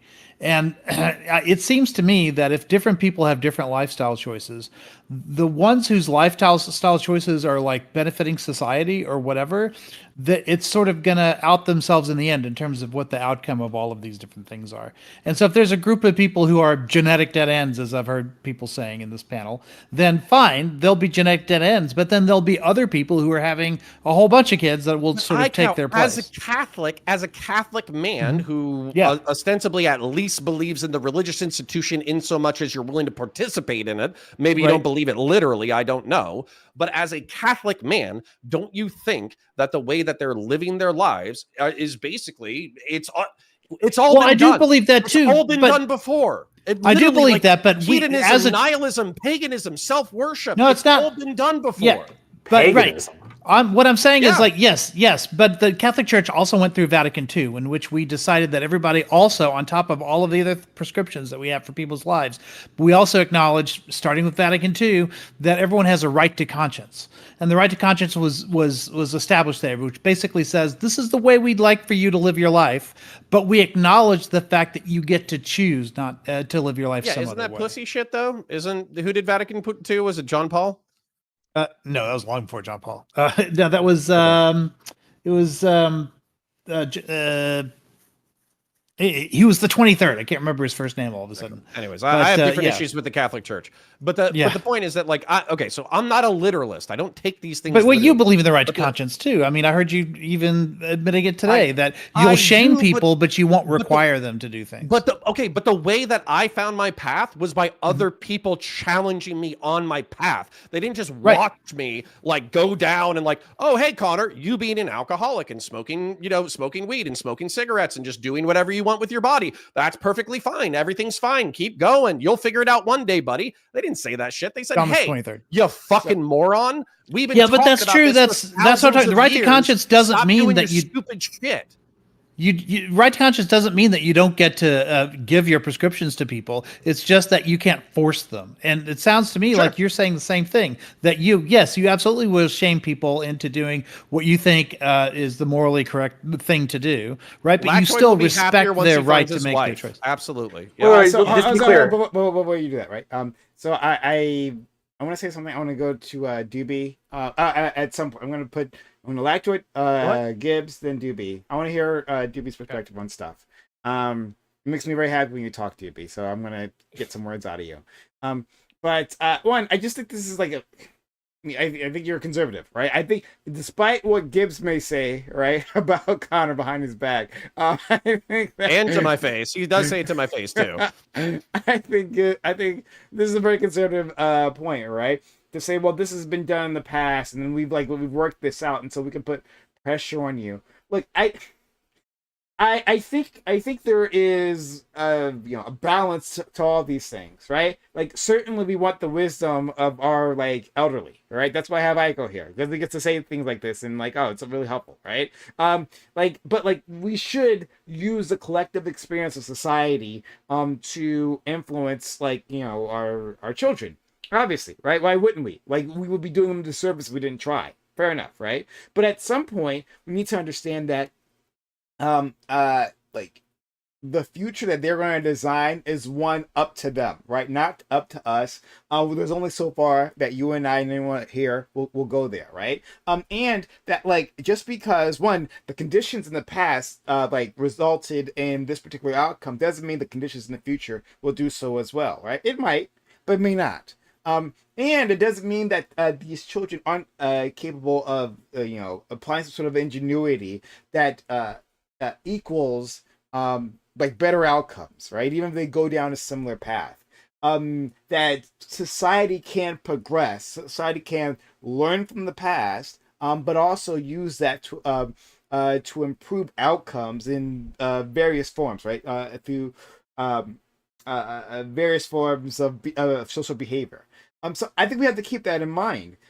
Just to say that, and I know you're not being, I know it sounds like you're being completely black and white, but I hear the nuance in your words, Connor, right? Thank you. But like we need to, But there's keep there's a keep it. reason why. There's a reason why the parable of the prodigal son is still relevant, like, I don't know, a few thousand years later. And it's because nihilism, hedonism, self-worship, doing drugs, chasing loose ladies, gambling, it's fun, but it's vapid and it's temporary and it's ephemeral and it's all going to fall apart. So my okay, so here's the only thing I agree with all of that, almost all of that, because like I have different thoughts on like relationships, right? So when you say hedonism, that indicts my way of thinking. Yeah, I mean, you shouldn't be surprised. I'm a social degenerate. You should know that, right? But like, We've had the sex robot conversations. yeah, like, but look, Okay, when you're done being a slut, I think you'd be happier with the family. So wait, give it like 5 years more of sluttiness, and then after that, wrap it up. Here's my disagreement. Here's my disagreement here on this, right? Is that I think that families can look differently, just in general, across the board, right? Like, keep my penis out of it for a second, but then put my penis back into it. Like, I think that people can have like different sort of like relationship structures. So people can have an open relationship. Like, that's a thing. Listen. That they can do. You can't all be Nick Cannon, okay? It's fraught with difficulties. It's fraught with difficulties, but so is like a monogamous relationship as well. So that's my difference here. And that, like, we've learned from the past is, like, these things have failed, and like, why have they failed? And we've analyzed that, and we've like have different ideas on what I have to object, right? So I have to object. Okay, I have to object. You know why one relationship is difficult? Because relationships are difficult. Do you know what happens when you add another relationship on top of your relationship? You're adding an exponent to the difficulties of your relationship. Do you know what happens when you add a third relationship to the relationship structure? You're adding another exponent to the difficulty of your relationship. So when a polycule just don't tell them about each other. When a polycule melts down, I'm not saying you, I'm just saying in general, whenever I see a polycule melt down, I kind of laugh my fucking ass off because people are just slowly rediscovering monogamy. It's fucking crazy. Interesting. Okay, so let's hold on, wait, real quick. Is it going to be super quick? Because I got a whole bunch right now, the only reason Counter gets on these panels and does that is because the primary propaganda around this is to be like degenerate, to be like in like polycules, to be polyamorous, so on and so forth. So it seems that like in the age of influence and influencers in media, that's what's being pushed. So therefore, there's that's the counter voice. Yeah. Okay. Andrew Tate can go fuck himself. So we're gonna go to Lactoid, Admiral Gibbs, Corey, and then I want to hear from Doobie, because I know Doobie has ideas on like relationships and not just relationships, but like how we should socially pressure like society, right? So I want to hear his thoughts on that as well. I'm gonna get something out of him. So Lactoid, go. Yeah, I guess if we're just talking about your personal prescriptions for society and like what you want to socially pressure people to do, I've got no problem with that. I've never said I have a problem with that. And libertarians generally don't have a problem with that. If you want to just talk shit and like try to pressure people to like not do whippets or weed or whatever the fuck and just breed, fine. Like that's totally understandable. But like the contradiction happens when you say this. When you espouse a libertarian point, which is that I'm not going to like come and stop you. I'm not going to force you. I'm just going to tell you I don't like it, while simultaneously talking shit about libertarians, saying that like, oh, libertarians, they're horrible. They just want to do this. It's not necessarily true. If you have the belief that I can't, using force, change the way you live, even if I want to tell you that you'd be happier at living XYZ way, that's perfectly compatible with libertarianism. In fact, that is like the base libertarianism, because what's the alternative? I'm not going to tell you what you can or can't tell people. That's First Amendment. If you want to come and talk to me and say, Lactoid, I think you'd be happier doing XYZ activity. Good, perfect. There's limits though, right? Like, so the limits are gonna be if you're like a drooling heroin addict on the side of the road. I'm not just gonna say, hey bro, you should consider stop doing heroin. I'm gonna say, hey officer, this person is impeding traffic to a local business and taking a shit on the sidewalk. Put him in fucking bracelets. Again, you can't help but reference shit that like I would agree with should probably be like, because you're actually harming somebody, right? If you're taking a shit on my business stoop, sure. But if I'm like in my own house drooling in front of the business, yeah. Well, if I'm in my own house drooling from heroin, it's none of your business. Would you narc on me? Would you actually narc on me if I'm in my own house? Absolutely fucking would.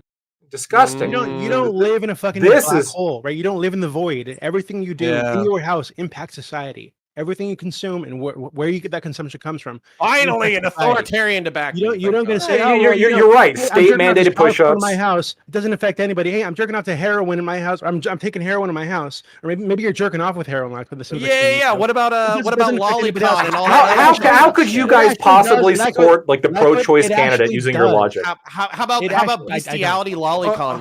That's a good question. Is it in the privacy of your own house? Are we going to defend that? Yeah, I'm just fucking parrots. Who cares? None of your business. Okay, Connor. Mind your business. The reality is, everything you do, you live in a society. Okay, I'm sorry. Go out to the fucking woods. So if you want to do all this, I do. I go out to the woods frequently.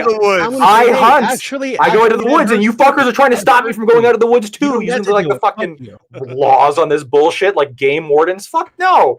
Like you guys are stopping me from going out in the woods. Some people need ridiculous. You need daddy government to come in and tell you what to do because you don't know how to live your life. Daddy government. You got ultimately, all big government comes down to like a parent complex. Yeah, it comes down to like a father complex too, right? You have. You don't want to hunt something to extinction. Or like a mother complex you have where it's like, maybe due to like you just want to dominate other people. Like you guys want to do BDSM shit. But I agree with you because here's the thing.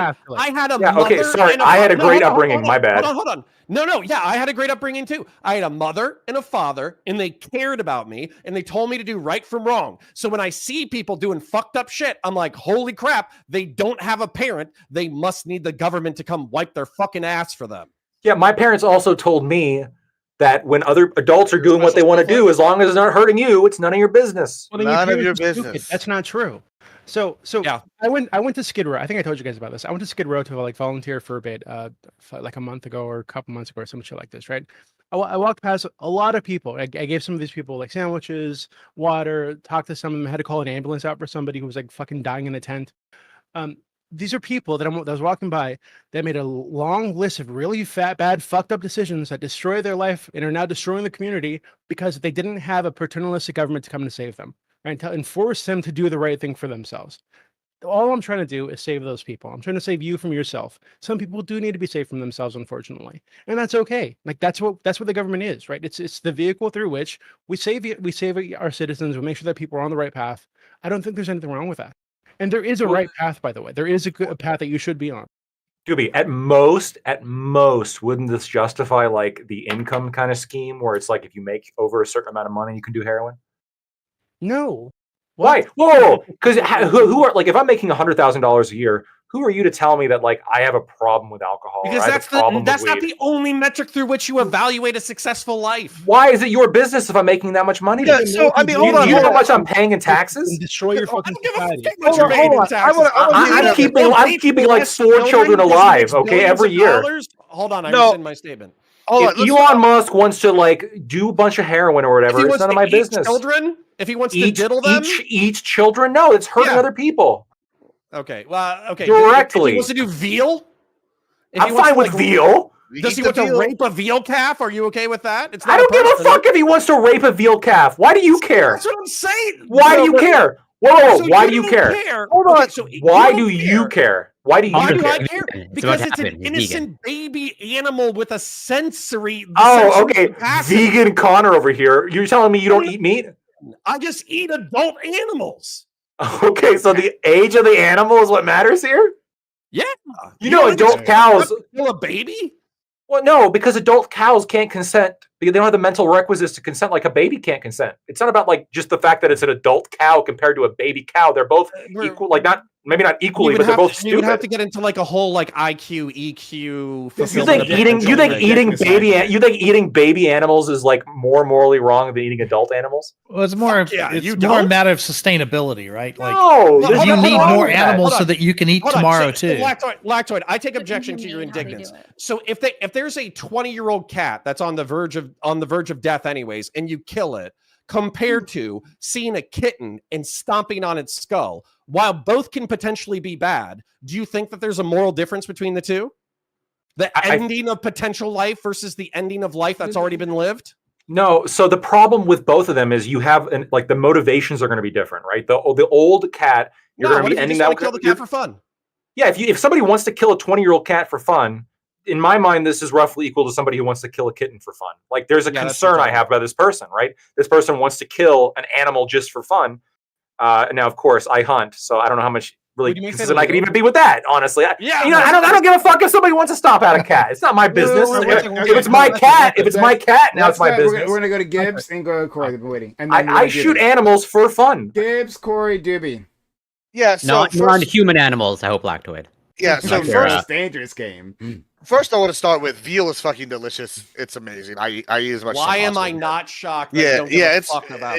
Well, I also have a ranch, so I doubly don't give a shit.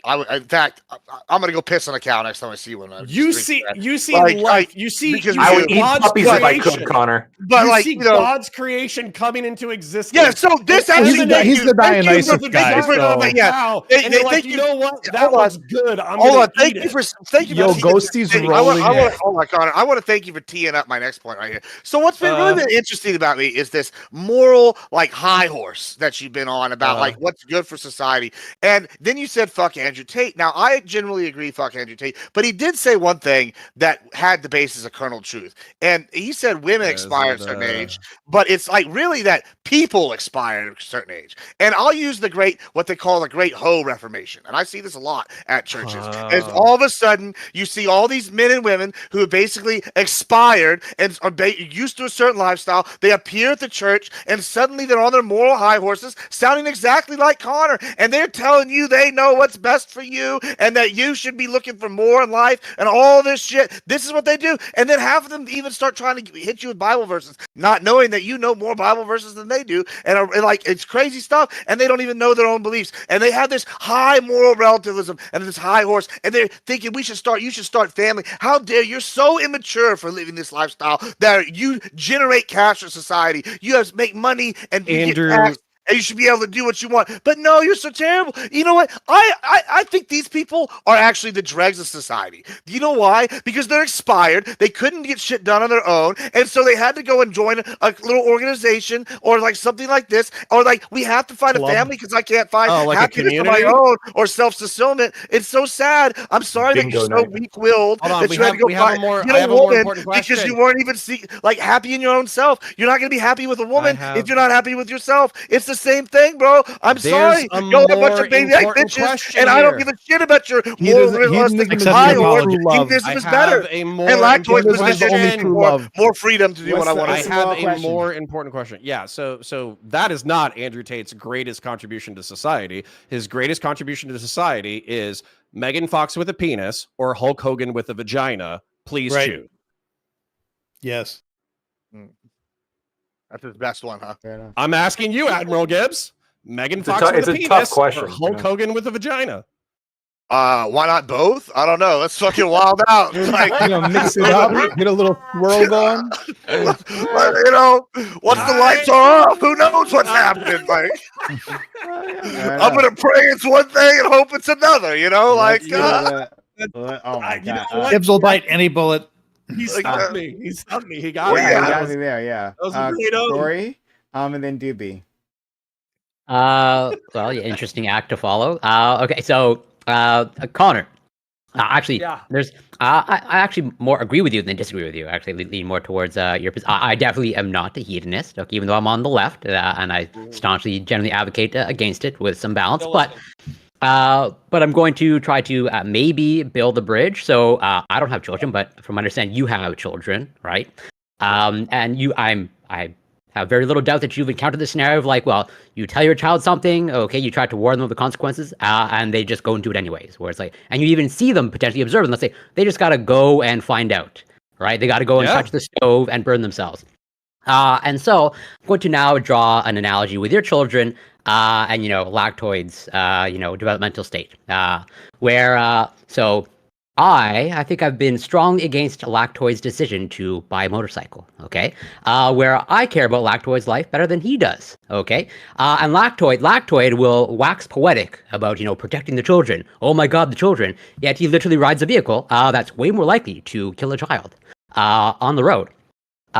Way more likely in comparison to a car, where his pleasure takes precedence over the life of a child. It's easy to advocate for children when it doesn't interfere with your own life. But, okay, even though I think Lactoid, pretty clearly he has the executive function of a child, okay, and he has to go and find out on his own. He has to injure himself on his own in order for him to hopefully learn his lesson. I'm still doing it. I injured myself. I'm still doing it. No, I agree. Exactly. His role as your father. When you fall down, you get back up, right? Just like Joe Biden said. I want to expand on what Corey's saying, but sorry, finish it and I'll expand. And so as much as I disagree, staunchly, regularly with Lactoid's decisions, I also recognize that he has to go and hopefully find out on his own, and hopefully he does that before he either hurts or kills someone else or kills himself. That is the reality. 100%. So you gave me a lot. I'm going to try to do it as quickly as I can. So with Lactoid, the analogy would be like him riding the motorcycle or whatever. He's got to learn it on his own. He knows how dangerous it is. He's an adult. He's doing his own thing. I'll tell him that it's fucking stupid. I'll tell him about the horrible accidents that I've seen involving motorcycles as a cop who, previously worked, all that kind of stuff, blah, blah, blah, blah, blah. It doesn't faze him. He's going to keep doing it. Okay. But I am going to ask the state, if Lactoid does 125 miles an hour on the freeway, I'm going to ask the state to pull him over and give him a citation. If he takes risky behavior by rolling through traffic, riding the line, hitting the curb, all that kind of crap, then I'm still going to ask the state to intervene in his life, because while he's doing dangerous behavior, I still want there to be limits on his behavior that are imposed by the state. When it comes to children, one of the things that you talked about, my first boy, if you tell him something, he wants to find out and he wants to do it the best way possible. So he listens to you the first time.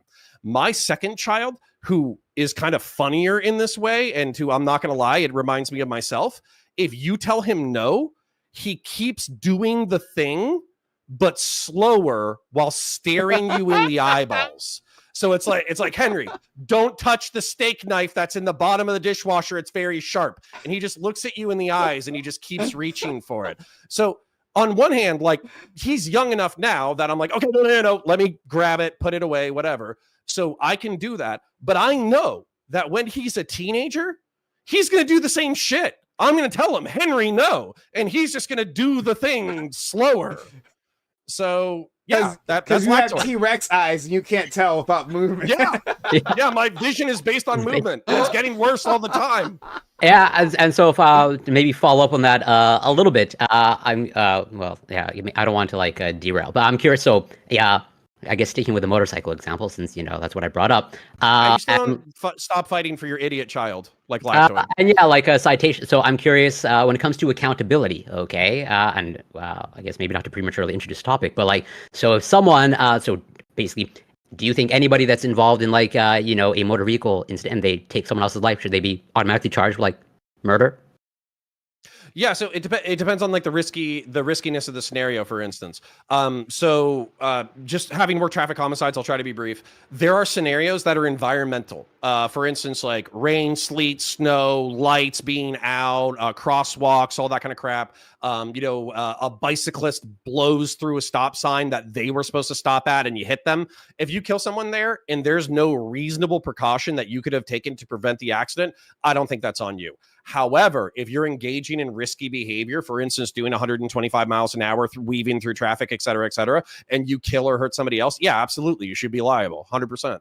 So I just tweak it a little bit because I think you more or less, as far as I'm not a lawyer, but I think you more or less reiterated what the current law is, generally speaking. But let's say, okay, whatever.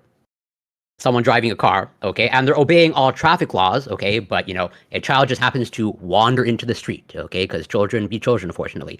Like, should that be murder? No. Okay. No, it can be homicide, like they killed But someone, yeah, but it's not going to be chargeable because they didn't do anything that was reckless that contributed to the death of the child.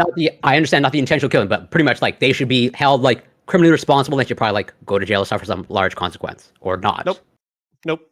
It all has to go off of the reasonableness standard. So like we can't evaluate crime based off of just its consequences, because there's a shitload of I generally agree. Yeah, there's a shitload of crimes that actually don't have consequences for long periods of time, but then have disastrous consequences very quickly. And so the reason why we prohibit that activity, for instance, speeding is risky behavior. But you can speed for prolonged periods of time and never get into a fatal accident. As a matter of fact, I think some of the best drivers in the world are like race car drivers, right? They speed all the time, but they don't get into accidents because they're very talented. But when something goes wrong, they hurt or kill someone. Well, true. But even in their personal lives, if they think that they're more skilled than the average driver, therefore, this actually goes back to Lactoid's analogy with the cigarettes. They make more money. They're more intelligent. They're more productive, so they have the privilege of engaging in more risky behavior. I say no, because you can still have just as disastrous consequences just as quickly as anybody else. It's math. Oh, yeah. We'll get to it, I guess, in the second topic. But Doobie, Cool. what were your thoughts? I'm proud of Connor. Thanks. I think I'm proud of his new Christian nationalist arc. We're like one step away from fully fascist. Yep. So I'm looking centrist forward to fascism, you and me. Yeah, I think he's just right. Like I think I agree with everything you said so far. I think that Go ahead. go ahead. Well, yeah. So, like, at what point is society supposed to step in, right? So, like, for instance, he talked about like relationships. Like, should society step in and say that, like, well, this certain type of relationship is allowed, and others aren't, between consenting adults, of course. But like, because like, oh, we have the stats, right? We have the stats, and it says that, well, this type of relationship has better outcomes, and so you're completely making a mistake, and so now we're going to step in and say, no, you can't do this. Single mother straight to jail. I don't. Well, no, I think that there should be a social pressure, and the government should provide incentives to move toward relationships that we know work, monogamous relationships primarily. If there are people who can exist outside of that and they're happy, fine. I think right now we have too much social pressure encouraging people to experiment and do all kinds of crazy shit that we know just doesn't work ever. So I think that one of the things that I've been thinking about a lot recently, because there's all that talk about wokeness in the media and whatnot. I think that it seems to me that one side of the ideological aisle, right? So the side of hedonism and the side of gender everything and sexual everything and do everything and be free, yada yada. Lactoid side has fully like grasped the idea that they can influence a culture through the media, and they are absolutely trying to do this. There's a lot of pressure from them to do this, right? To get into every facet of media, and it feels like at some point the reasonable side backed off of this, or they ran away from it, right? And they stopped trying to influence them that way. So I feel like we should do that more often. It shouldn't be the job of like internet edgelords and YouTubers to call out, wokeness in TV and film and video games and shit like this, because all those things absolutely influence our culture, right? And when it's like a nonstop fucking trickle of like just little things here and there, all over Disney, all over Marvel shit, all over our video games, things like this, all over all the TV shows that our kids watch. Long term, this can have a massive impact on us as a society. So I think there should be like more a heavier handed presence within the media, all spheres of the media, to influence the culture in the correct direction, which is away from those things. Would you have like a bureau like within the government? Yeah. Okay, so like I wouldn't call it a bureau because I feel like that sounds kind of Nazi-ish. It sounds like Well, like the thing that you're. I call it something friendlier. Okay, like You have to disguise what it is in order to. Remember, friends, the centrist fascists, they're voting for Kamala Harris. Just pointing We've that had out. like the comic book code, right? We've had like a bureau that that basically looked at Hollywood scripts and like say, well, this is correct, this is incorrect, right? This sounds communist, this doesn't. These types of things. Like we've gone down this path. You're saying, well, let's revive that, but in a friendlier manner. Yeah. Would you send the cops just take away my nitrous oxide if I ordered it? Yeah, I would. Well, did you just Why? Why? Hold on. Did he unironically Just just talk say about that you we need specifically, Lactoid. But this is 2 Star Wars references tonight. Did you just unironically say that we need Comp Nor? That's what you did. That's literally what you're advocating for. I don't know is what Comp Nor is. It's the like Center for the Preservation of the New Empire or the New Order or something, and they basically push everything. Yeah, and they basically push the culture of the empire and like why it's the safety and prosperity metrics. The Bureau of Normalcy. So I remember, something like maybe I'm just like I'm like I've got like rose tinted glasses, but I remember growing up, there would seem to be like a bigger, like I don't want to call it like a right wing influence, but at least a pro America influence in our pro-social. Yeah, pro-social, pro-America influence in our media, right? Like something simple, the Ghostbusters 2, right? That scene where the Statue of Liberty goes and it knocks that down the top of that building, and everybody's singing, all of New York singing to the Statue of Liberty and things like this. Simple shit like this is just like symbolism, right? It's a symbol of the United States, all these people coming together for the common good because they're all Americans, et cetera, et cetera. Like things like this were everywhere when I was growing up. I remember seeing them all over the place. And now it's way more common to see all things that, deconstruction. like, yeah, it's way more common to see things that like tear apart America, tear down all of our values, all of our social structures. And that is not good when you're not only are you doing this, but you're not giving people anything to replace it with. And when they do give people something to replace it with, it's something that's toxic. It's something that is detrimental to them. So hold on. So this is where I think that it is parents' responsibility to raise their kids with some set of like morals and virtues and values, and a certain amount of autonomy should be done for that. I do think that public education should have a degree of like philosophical and moral and civic education as a part of it in order to like establish a value system. Now, when it comes to adults, though, I wouldn't do just because I do think that like liberal democracy or republicanism is the worst form of government except for all the other ones. Right. So I still want a free society because I would rather fight Lactoid on a panel than compel him to my belief system with a firearm. Right. So I wouldn't put that on the state to create like pro-social media for the United States of America, probably because the art would suck as well. But I do think that conservatives should have an answer, because right now a shitload of art in media is just degenerate, anti-human, deconstruction, no positive narrative. You get more positive narrative from kids media than you do adult media. Wait, Connor, so what's the answer then? Is the answer start making art? Yeah, buy Daily Wire kids. Yeah, so your answer is like the Daily Wire and stuff. It's not the Inquisition. No. Whoever wrote Top Gun Maverick, just give him unlimited money and just have him write like all movies for like the next decade. And Fede Alvarez, because he did Aliens Romulus.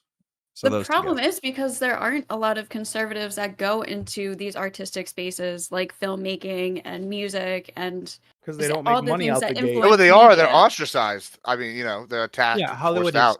Yeah, Hollywood is absolutely dominated by. But that's what I would tell conservatives is stop being pussies, because that's the thing. It's like, oh, I'm ostracized. They hate my ideas. It's like, stop being a pussy. Keep going. Like Gina Carano. Beat boop bop. Well, that's easy. That's easy for you to say. But like, I think Gina's a good example. Like, she was basically had her career attacked, and she had to go to like the conservative channels and the conservative media because she was ostracized pretty much because of her political views.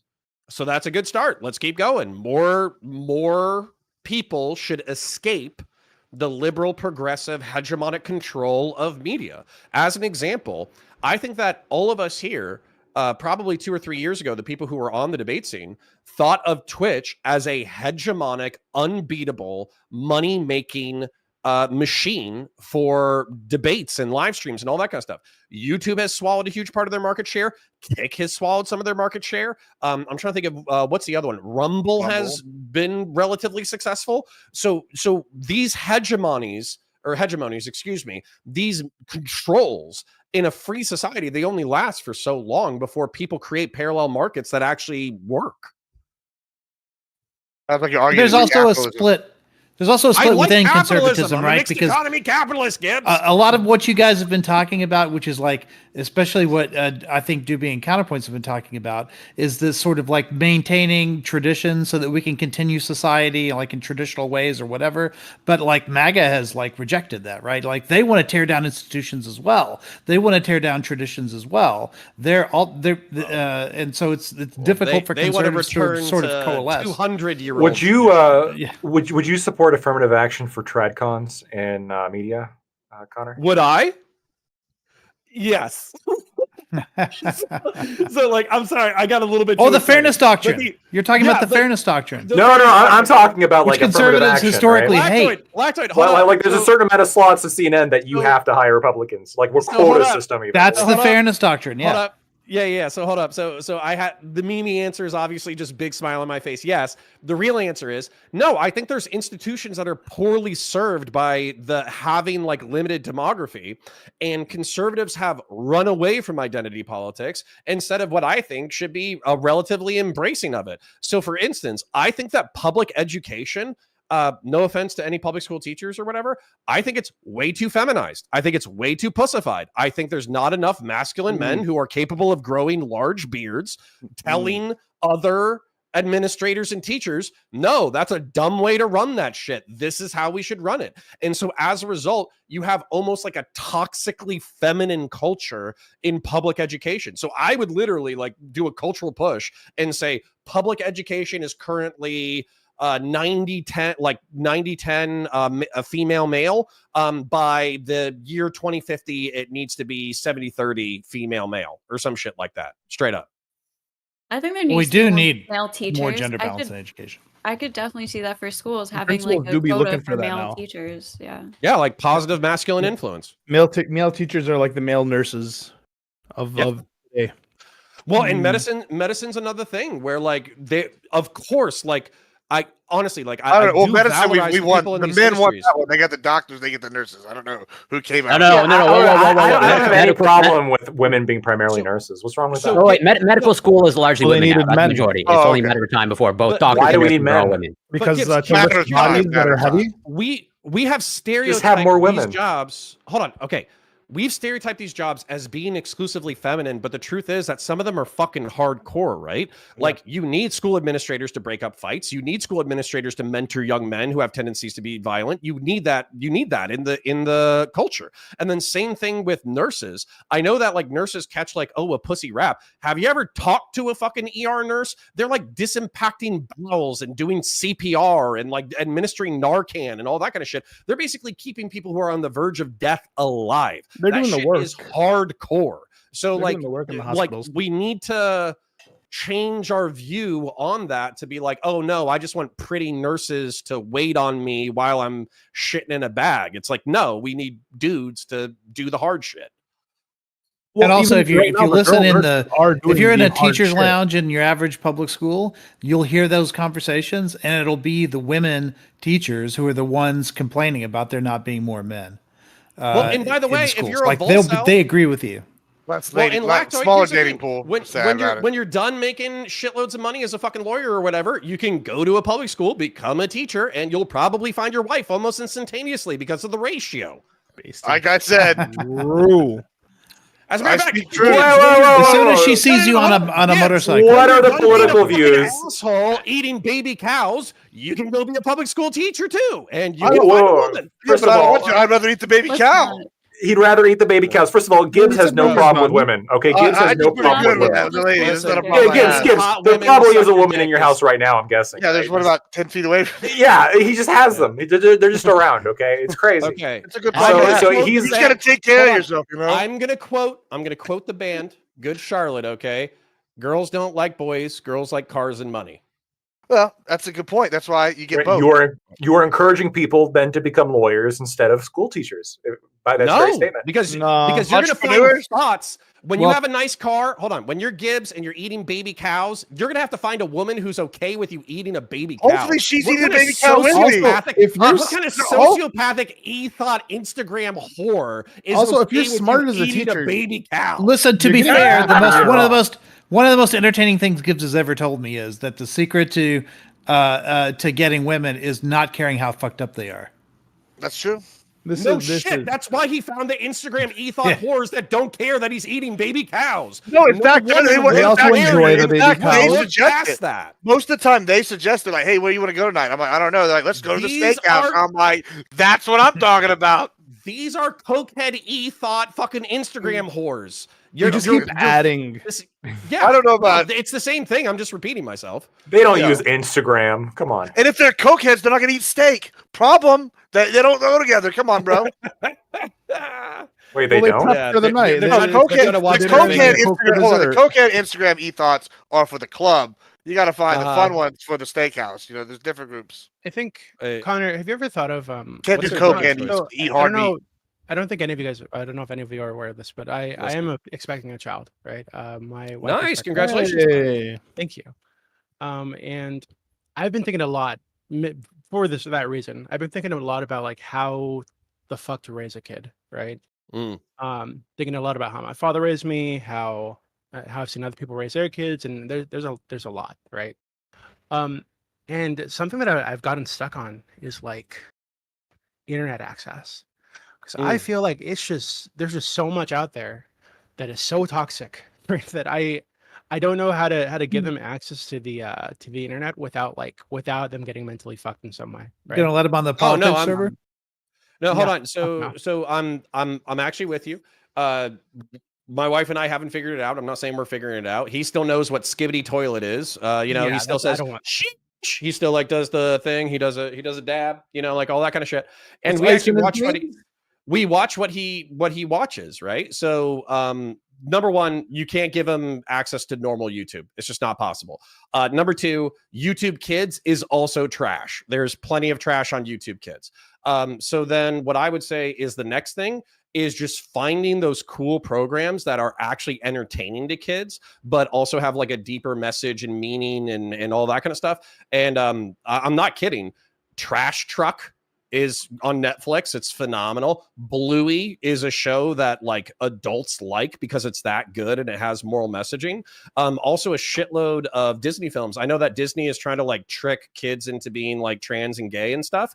But besides that, they actually do have a lot of really good kids programs that actually have pro-social messaging.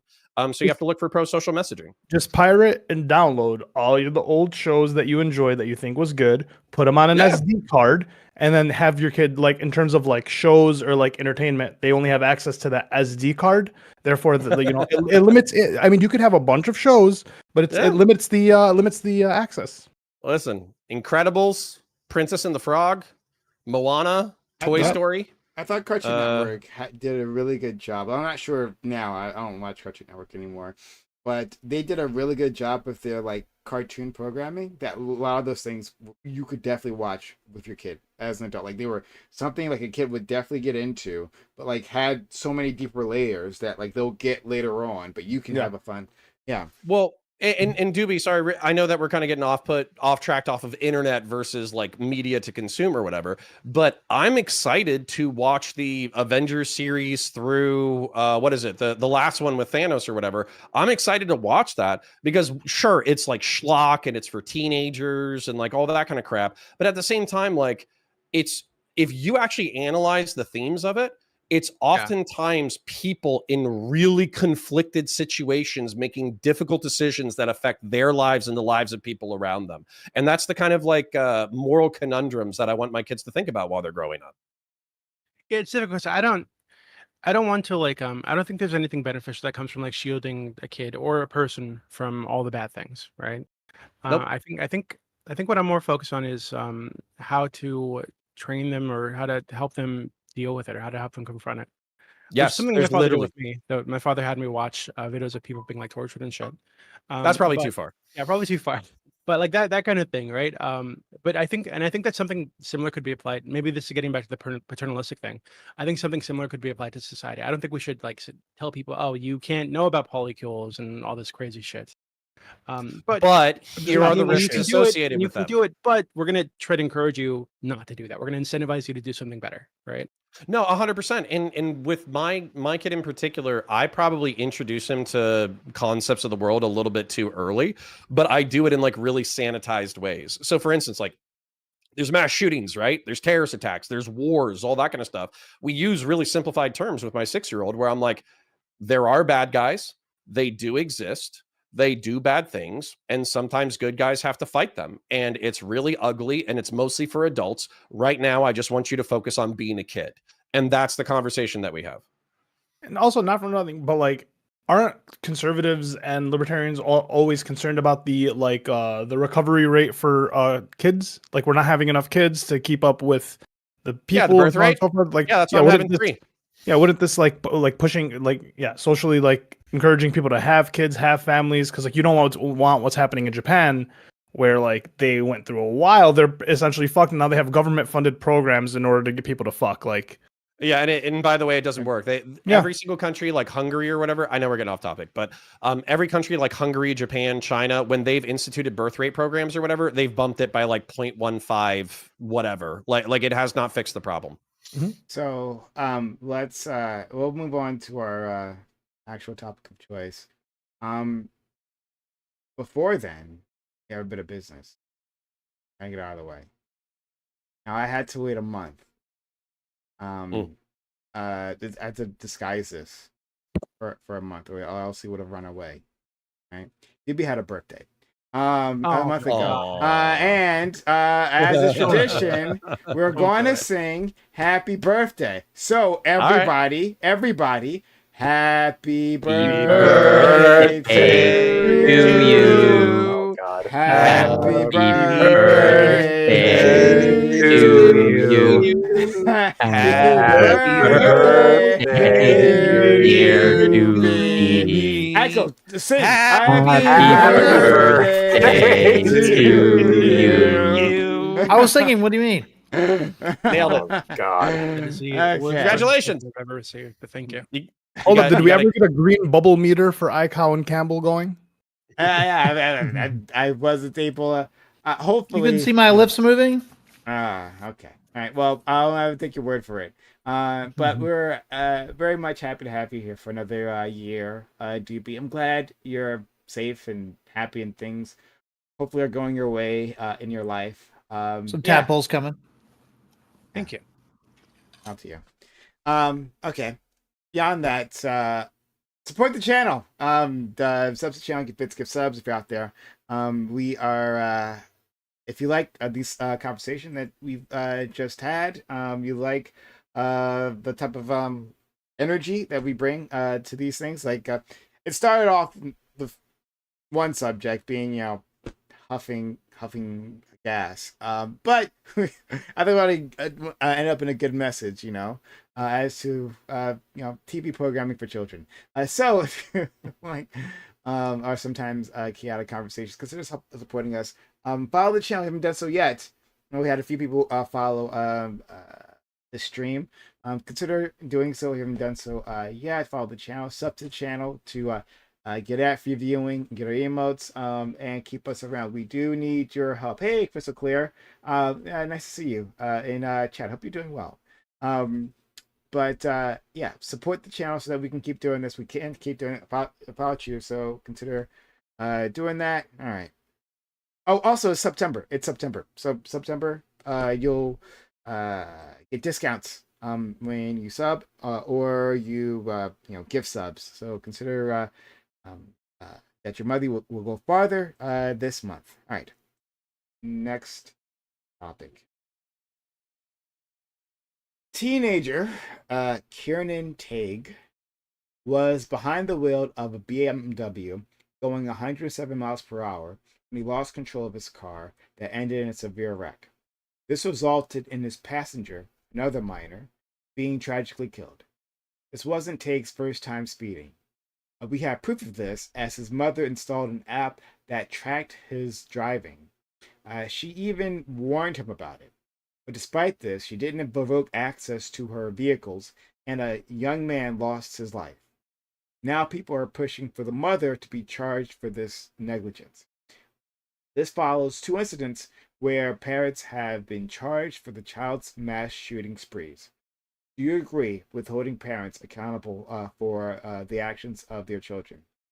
Should a child getting into an accident be treated the same as intentional gun violence? And if you agree with this, what other child misbehaviors should parents be on the hook for? So yeah, it's unfortunate, but this kid was speeding. He had been speeding previously, like I think maybe had been going possibly even faster before, but whatever. His mother, like we have documented proof that she was aware of this. She warned him about it. She said she was scared that he kept doing it, but she didn't stop him.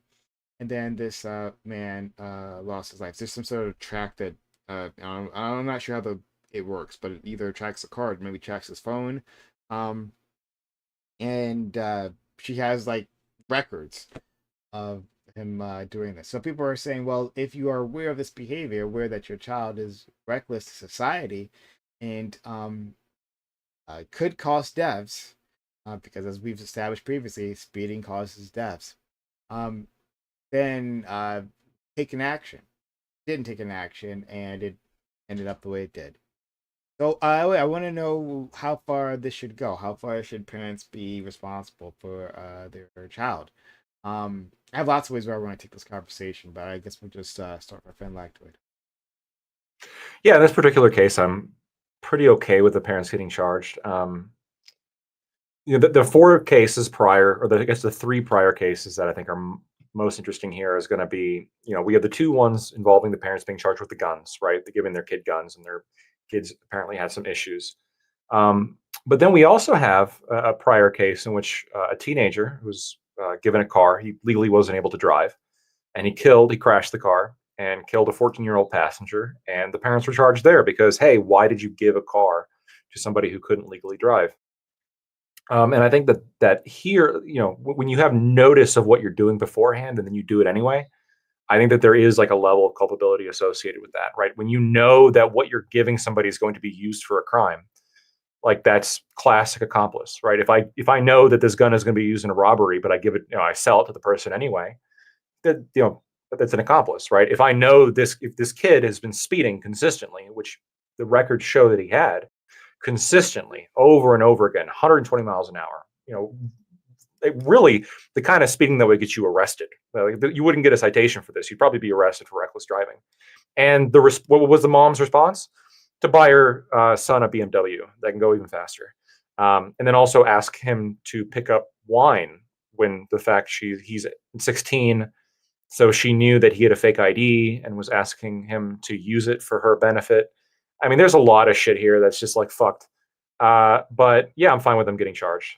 This seems reasonable here. Thanks so much, Admiral. I'm a little torn on this one. I'm gonna be honest. Part of me wants to go, hey, if they're old enough to drive, then they're old enough to burden the blame themselves, and then the parent. I don't think the parent should be blamed for someone making their own, decisions. However, that being said, Lactoid kind of alluded to a couple of these things, the fake ID aspect, her telling me to whine, these like egregious over things. Like, whenever one thinks back to when they're youth, when they first get their car, everybody drives a little bit faster with the speed limit, thinking they can live forever, right? But then, you kind of grow out of it or you don't. I don't know. I don't do speed. It's bad or gas mileage. The Biden economy is ruined speeding for America, right? Really, that's really the problem. Nobody can speed because nobody has the gas for it. So, I get that we want to eat the rich, like in this scenario, but this kind of seems like a justified scenario. So I'm going to say, I guess, yeah, Charger, but generally I would say no. Hey, Corey. Well, I don't really have, as of right now, much to add. Well, so yeah, based off of the details that are included in the article about the story, maybe something else will come out that'll change my mind. But also, I think there's something to be said, or maybe a conversation about, like, what is a parent to do where, at least from what I can gather from the story, okay, so I'm not a parent, but from what I understand, that I hear constantly, parenting is difficult, okay? Yeah, it seems like this mother was like afraid of her child, where like this child is a teenager. And like apparently they had altercations where I think like he beat up his own mother. And I don't know what resulted in her making the decision to buy him a presumably more powerful car that allows him to speed more. I don't know. It's probably a complicated scenario, but yeah, there's something interesting going on there. But all that to say is, so far I agree with the points made that they should probably be charged. I go. Yeah, I pasted a study earlier on the last topic when we were still talking about whether or not drugs like impair like the brain's ability to make decisions. And drugs, the reason why drugs do that in part is because there are certain parts of the brain that are involved in executive decision making that are sort of really critically important that drugs can block. But even without drugs, there's a time in which the brain hasn't grown those sections of the brain yet. And so that's why we don't hold often children responsible for the things that they do. Now, we can argue the point at which that happens. Does it happen at 14? Does it happen at 16? Whatever. But one thing that we do know is that the parents do have fully developed brains, and we can hold them responsible even in instances, or especially in instances where you wouldn't hold the minor responsible. I think but then we get these instances, I don't know, Lactoid could tell me, it's like the penumbra of the law, they call it, right? Where things are sort of like a little bit vague, where sometimes there is a certain degree of responsibility that has arrived for that child. Like if you're 16, 17 years old, maybe you are capable of some of those things, you should still be held responsible. But I don't think the parental responsibility ends until we've reached that point at which it's clear in the law says that it's 18. In this case, I think it's pretty clear that the parents weren't doing their due diligence.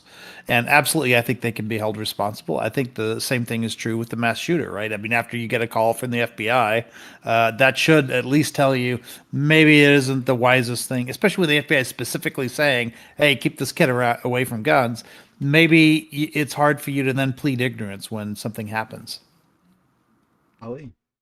Yeah, so like as long as you can prove negligence and it's not just like, oh, the parents weren't aware of what like was happening, because like kids are shitheads and you can hide shit from your parents, and I don't think every crime that your kid commits is something that you should be held accountable for.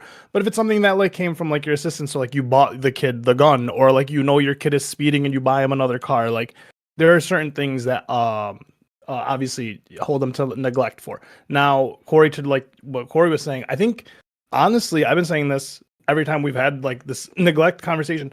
I think there should be like a military school for like these types of kids instead of like like sending them to jail or whatever it may be. You send them to a military type school where there are guards watching them, because these are obviously at risk youth. It's going to be a little bit crazy to put them all together, but the guards watching them, you give them some type of like a mandated school regimen. They learn some structure. They have a little bit of discipline. I think it's pretty beneficial at the end of it. They can graduate with all the necessary skills. And then if they want to join the military, it's already, there you go. Boom. But yeah, I think that would be a probable solution, right? And yeah, hold the parents accountable, especially if it's in a case like murder. Like your kid killed another kid based on like you kind of just letting them be a shithead. Yeah, it sucks for you. You got to go to jail. 100 points. Yeah, I'm a huge fan. Can you guys hear me okay? Yeah. Mm-hmm. Okay, I'm a huge fan of the American Domestic Legion idea that Ali just came up with. If you're a total fuck up at 16 or 15 and you accidentally kill someone, or you're a drug addict or an asshole, then we can send you to like you can go to jail, juvie or whatever, or you can go to military style boot camp, and if you get your shit together, then you have actually like an auto enlistment into the military to help you continue to grow. I'm perfectly fine with that. I think that's a brilliant idea. When it comes to these situations, I think that it has to be evaluated on a case-by-case basis. And the case-by-case basis is going to be negligence, as everybody said. I think that civil liability is obvious in this case, because these people, like, they acted negligently. They enabled the child to continue to do things. They had information that this kid was doing dangerous things. They did nothing to stop it. They enabled it, et cetera, et cetera. And on top of that, they got money. So basically taking a few $100,000 for them for killing your kid is probably a decent way to go. When it comes to criminal liability, that gets a little weird for me with cars, because cars are more accidental. But when it comes to like the firearms or whatever, we have a problem here in the society of basically enabling kids to have access to firearms, and a shitload of parents who just don't care that they have access to them, and then wild shit happens. So I think criminal negligence, I'm iffy on automobiles. From firearms, I'm pretty much sold. Ghosty. Okay. So I think that definitely, I think that parents are responsible for minors. So especially like in younger ages, like especially under 16. So it should be definitely case by case, like what Counterpoints was saying. It should very strictly be case by case. But when you get something like a call from the FBI, or you have messages with your son about his speeding, so far you have a tracker, and then you buy him a BMW.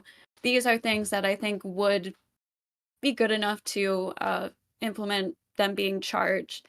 And but especially for guns, I do think we have a big issue with minors and guns. Most of the gun crime comes from minors. So it's hard because like I know hunting is like a very big thing that like young boys do with their fathers. So I would even be fine with like, maybe I always thought something maybe where like if a minor has a gun, they have to be in like the vicinity of an adult, or like they can only use that like a controlled area, like a range or something. But yeah, when children are losing their lives, their parents, I think it's totally fair to hold them culpable. BB. I think I disagree with all of you on this. Nice. I don't think that she should. As the soon-to-be parent. Yeah, yeah. As a soon-to-be parent, I don't think parents should be held liable. No, I think in this case, it's you really have a situation, at least in the case of the mother and the son who got into the car accident. So she wasn't in the U.S. when this happened. She was in Canada, right? It seems like I looked into her a little bit. She seems like she's like some marketing executive type person or some brand strategist type person, right? And that's one of the hats she wears. She also seems to work with a kind of university or some shit. So seems like she's a very busy, successful person. No father is around because the father died. So she's trying to manage this kid who is obviously not listening to her, not doing as he's told, right? Because you can see in the text messages that they've posted that she was telling him to stop, like repeatedly, right? So she was trying to get him to stop. He just wasn't listening. So I feel like even if she hadn't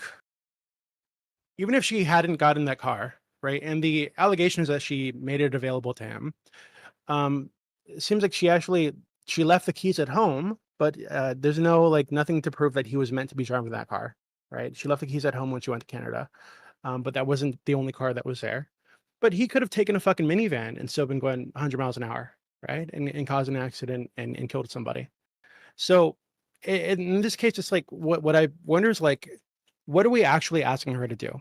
Are we asking her to put him into like a military school? Are we asking her to just restrict him from access to guns from cars entirely for fucking ever, or until he goes to like a psychological evaluation or something? Like what are we actually asking her to do? Yeah, to prove that this kid can operate an automobile.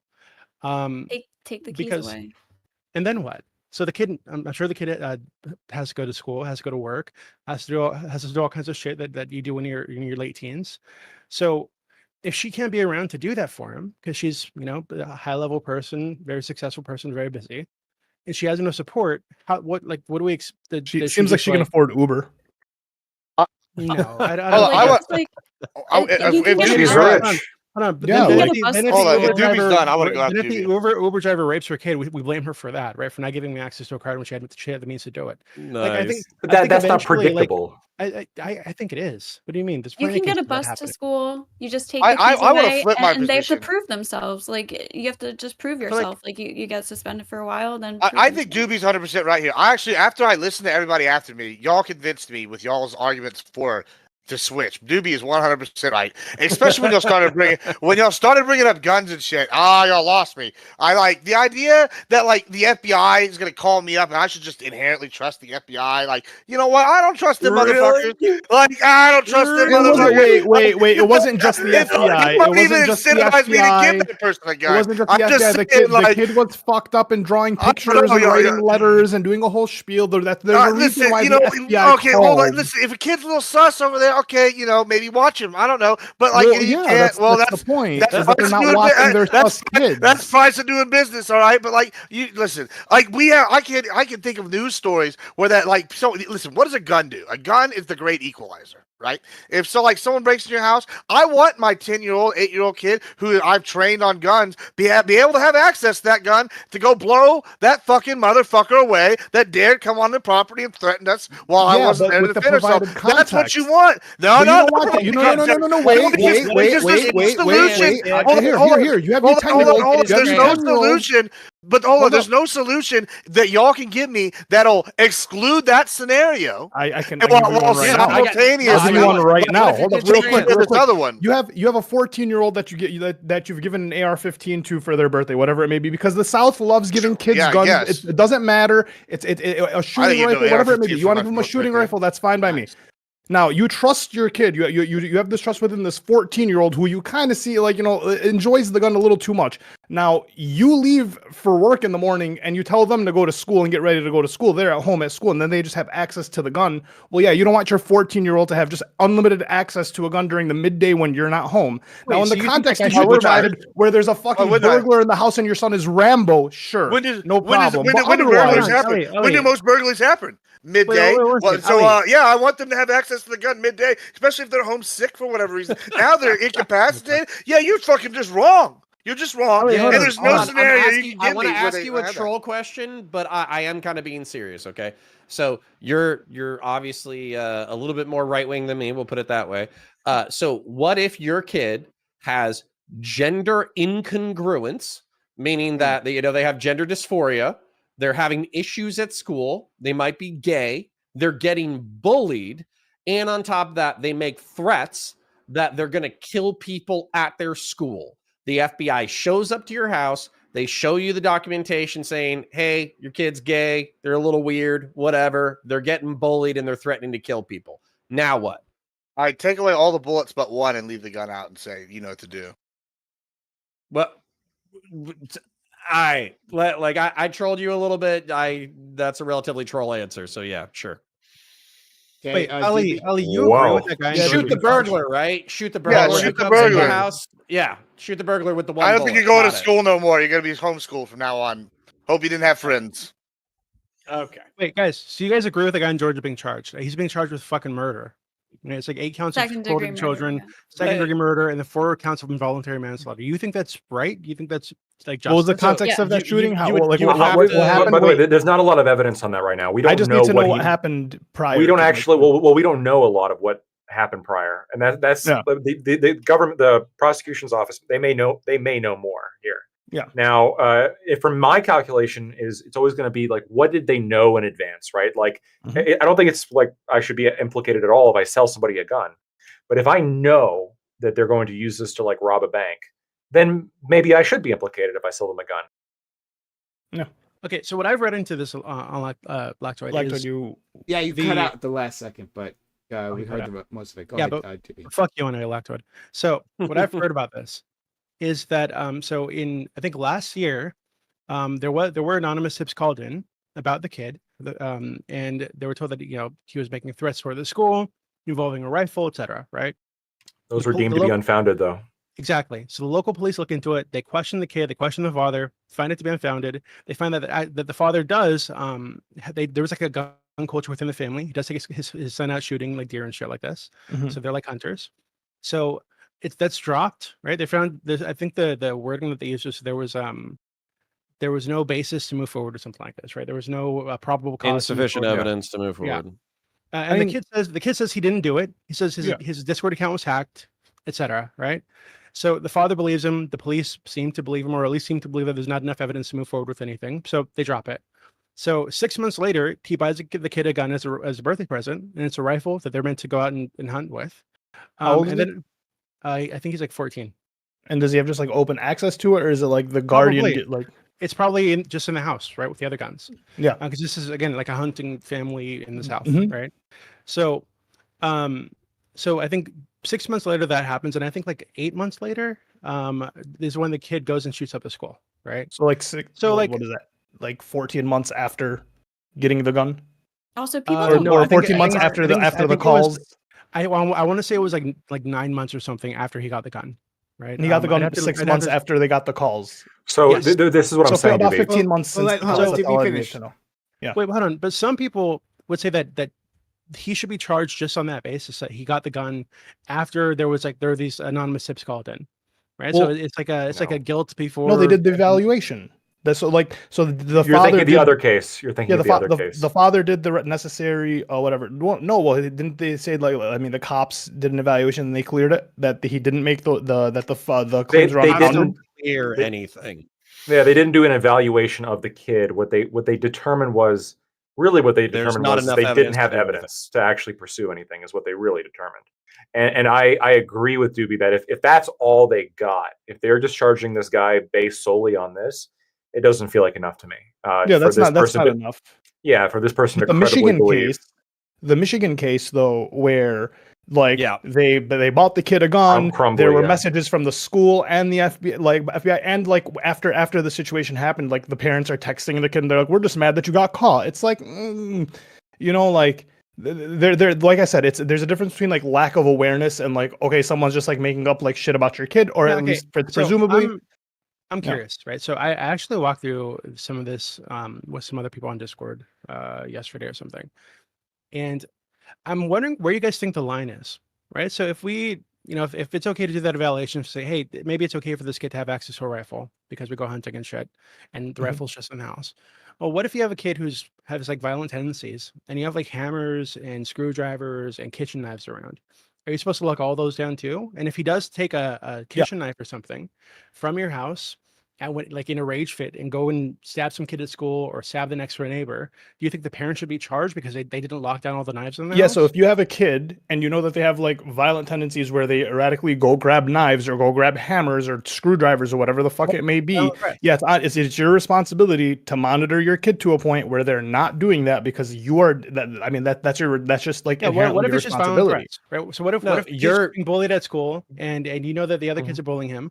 Like, so when you find out your kid's being bullied, at that point, are you supposed to lock down all the blunt objects and anything like we use as a weapon in the house? No, at that Okay, point, I that's think- time for you to become a parent and No, like it's like, got to be a reasonable and standard. Like, so for instance, you would take your let's say that your kid's getting bullied at school or whatever, they're having psychological issues. They say, "I'm so fucking mad, I could kill people at school or Therapy. whatever." Then you Enroll take him him in to a boxing. therapist, or Oh. you take him, no, actually, Gibbs, no bullshit. Yeah, If that'll you hit want to people. take them A to sport. karate or Yeah. get a mentor or enroll take them in a the- you take sport the or something like steps. that. But what you're showing through that, because Doobie, I hear you, where it's not reasonable to lock up all blunt objects and all bladed objects in the household. What you're showing is that you're being proactive about the problem. So it's not whether or not nothing bad happens ever. It's whether or not you notice the problem, care about the problem, and Took the act on the steps. problem Okay, in a so, reasonable standard. Yeah. So let's say I take my kid to MMA classes or karate classes because he's being bullied, right? And I want to be able to defend himself. And then Sure. he uses what he learns here to break a kid's neck. Good. Like Ugh.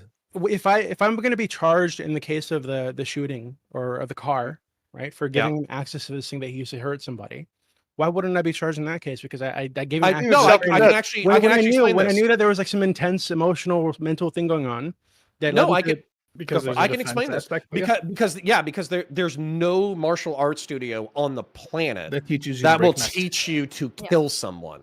Like they'll teach you tools like how to strike, how to do a palm heel strike, how to do an elbow or whatever. Especially but kids. almost every single martial arts studio basically has a rule that this is for sport and this is for self-defense. We're not teaching you to be homicidal like assassins or whatever. Like, And if they every do single teach martial that arts type studio, of stuff, they'll be liable. then they're for it, right? liable. Like Well, They're liable. and they'll teach you to do it safely. Like whenever you do like a blood choke, like you know, you hit a certain angle, so that you're like don't cause like permanent damage, like a trachea. Or Yeah, something. unless you're really As a- fucking Well, mad. Doobie, you could break someone's neck. Wait, you could break someone's neck just by pushing them or shoving them. but okay, with so a but trick actually, Doobie, and there's so on and so the, forth. So like These are good questions. it's the But intent behind the intent behind whatever's happening. So if you have a kid that's being bullied, right, and they're defending themselves, it's not reasonable to assume that just like if you hit if your kid hits someone else's kid, they fall and they hit their head and they die. That wasn't the reasonable I'm talking intent. about- but of in whatever they addition did. to that, One when second, you're one mad, second. you go to muscle memory, right? And if you've been training and you've been trained to do it the safe or proper way, you're not going to go to like, oh, I'm going to do a neck crank, which is something I never do. You're going to go to what you know and You're go not to the even talking choke about that's training. much safer. It doesn't even have to be that's training. just going to happen. To Doobie's point though, right? Like, the case in Florida, I believe, right? The latest one, Colt Gray, Colt Gray. Georgia. Sorry, Jordan. Georgia. Georgia. Oh, Georgia. Georgia. Thank you so much. Georgia. So within that case, it seemed like the father was a trained hunter, right? Or he was experienced in hunting at the very least. And let's just say that he also took his kid to like gun range lessons or whatever, right? And they taught him the proper use of a firearm. And in those classes, right, either from the father or from some trained professional, they'll never tell you to like assassinate anyone, to kill people. They won't be training you for massacres. But this kids still use that weapon for that. So like, why is that different from martial arts, training your body to be more, effective violently? So they won't tell you to do it, but you can more effectively hurt someone. Well, it's unequal access, right? Well, If you have like a 14-year-old who has unlimited access to a gun and they're getting like bullied and they're going to, defend themselves from the bully, well, you're no longer defending yourself when you have the great equalizer, right? You're not. This isn't equal standing.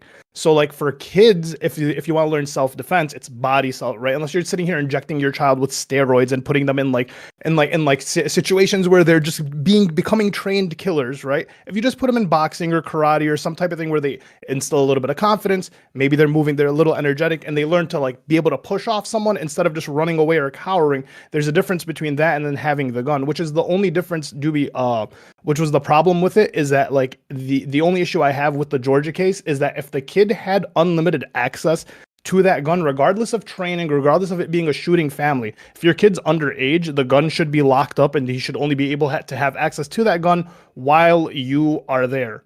Like that's the difference. That's not the law in Georgia. Unacceptable. But Ali, if that same kid had instead taken a kitchen knife and went to school and stabbed a bunch of kids in the throat, right? Would you charge the parents the same standard? No, so no. It depends. Once again, it's like the dad. There's nothing that leads up to the dad thinking. Once again, the cops came, they checked it out, they passed him, whatever the fuck it may be. I mean, maybe the dad should have taken the extra step and done the psychological eval. But if the kid was like good enough to pass it anyways, it's the dad took the steps necessary. He saw the cops cleared him. It was about 14 months or 15 months after that situation that like the shooting happened, right? There's a lot that goes into play versus like the driving situation or the other. Like in the driving situation, the mom knows the kid is speeding. She has him tracked. She knows how many times he's going above 100 miles per hour. I think he's 16 or 17, whatever it may be. So like, yeah, if you have that bad of a kid and you're like, the only excuse is like, well, oh, I'm sorry, I'm a busy mom. Well, I can't mean like, then you're a bad mom. You're a successful businesswoman. You're a bad mom. But that's kind of what Doobie's asking is, when does that become like criminally chargeable? And so when your kid kills I wanted to someone. answer. Well, hold on, but that's not good enough. So for instance, like what we were saying with martial arts, if you take your kid to a martial arts studio and the martial arts studio trains him to do self-defense and they never train him to kill anybody, and then your kid goes and kills someone, that shouldn't be liability on the martial arts studio. That's a different type of liability and killing. And it shouldn't be and it also shouldn't be on you for trying to get your kid out of their headspace. With the firearms thing, what I would say is it depends. So for instance, like like, did you take your kid to go shooting to blow off steam and learn marksmanship with the Boy Scouts? I would be evaluating that totally differently than just, you and him rolling out into the fields in order to do whatever the fuck. Like your kid Why? Well, why killing would someone you? in Why a would that fight. be any Wait. different? Your Though? kid killing someone in a fight. You couldn't have. You don't even necessarily have to take him to training. If your kid is in an altercation with someone and they shove someone in the wrong way and they fall and hit their head, there's a difference in level of like intent versus when you're in the car speeding. Now you're being negligent with someone else's life as a kid. Your mom knows what's happening, and you're in a like a fucking it's a 2-ton vehicle that goes 160 miles an hour. Yeah, there's a difference between your kid getting into a fight and an accident happening, and your kid being like, what? Can I ask It's like a risk side question? Well, analysis, it's sort of likely. related, but I just thought of this. So there are cases of in like high schools and shit, teens beating each other to death, right? Sometimes in like gang violence, like you have like videos of gang kids jumping on someone's face, right? Yeah. So in those cases, if the parents knew that these kids were involved in like violent gang activity before they murdered somebody, do you think those parents should be charged? Potentially, yeah. If they're encouraging them to do it. What if they just didn't do anything to stop it? What if they just didn't see it? It's kind of encouraging. It's gonna have to be case by case, isn't it? No.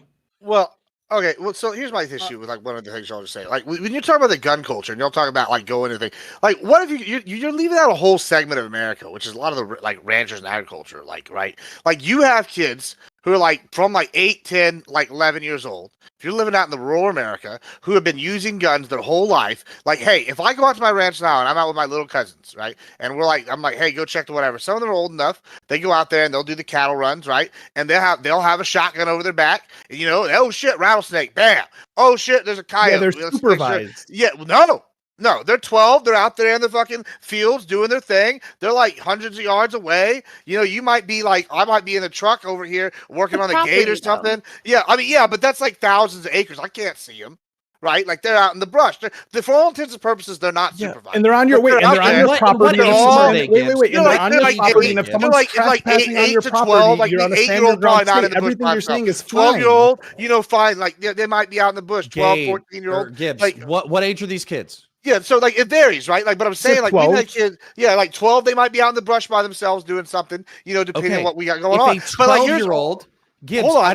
care. Let me finish. Like here's so I posted an article in the thing of an 11-year-old who clearly was trained with it. He had access to a weapon. Thank God he did, because someone broke into his house and he shot him. You right there, Ollie, were advocating, just saying, hey, he shot him outside the house while he was running away. Regardless, doesn't matter. Hold on. Regardless, this is what you're advocating. You want these kids to be like SA and gang raped and defenseless. You want the most weakest members of that's what you're advocating. You want defenseless children. You want people to be able to just come over here to diddle them. You want the diddlers to get that's what you want. Hold on, you're saying while he was running away. And you this is what happens. First you disarm the kids, then you disarm everybody else. This is what you're doing. You're starting one thing. You're not allowed to want pro-American children soldiers, but then get mad when the Muslims do it. Okay, you can't give one thing and not the other. Both. I have more faith in my American child soldiers than your Let's go Muslim to Corey. children. Let's go to Lactoid, and I'm sure Connor will have something to say.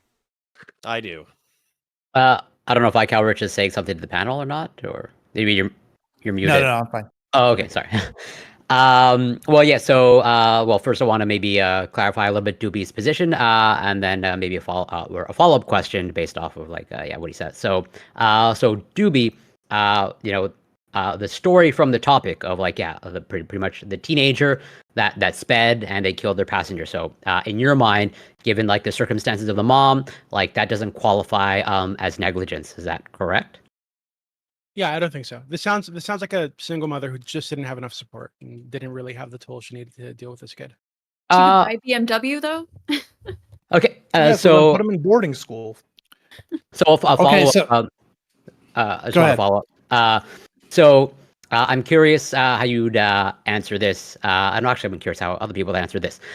So let's say you have a child, okay? They're same age, they're a teenager, okay? But they have a history, okay, of self-harm, okay? Cutting, basically. And they have a long history of that, okay? They've sought medical treatment for that. But then, you you, the parent, give them some brand new razor blades, okay, and then they off themselves. Does that for you qualify as negligence? It depends on the intention of the razor blades. So if I gave them razors so they could shave their legs and they took the blades and cut themselves, which is typically what these kids do, right? That will take razors from their like actual like razors that they're meant to shave their legs with. Then no.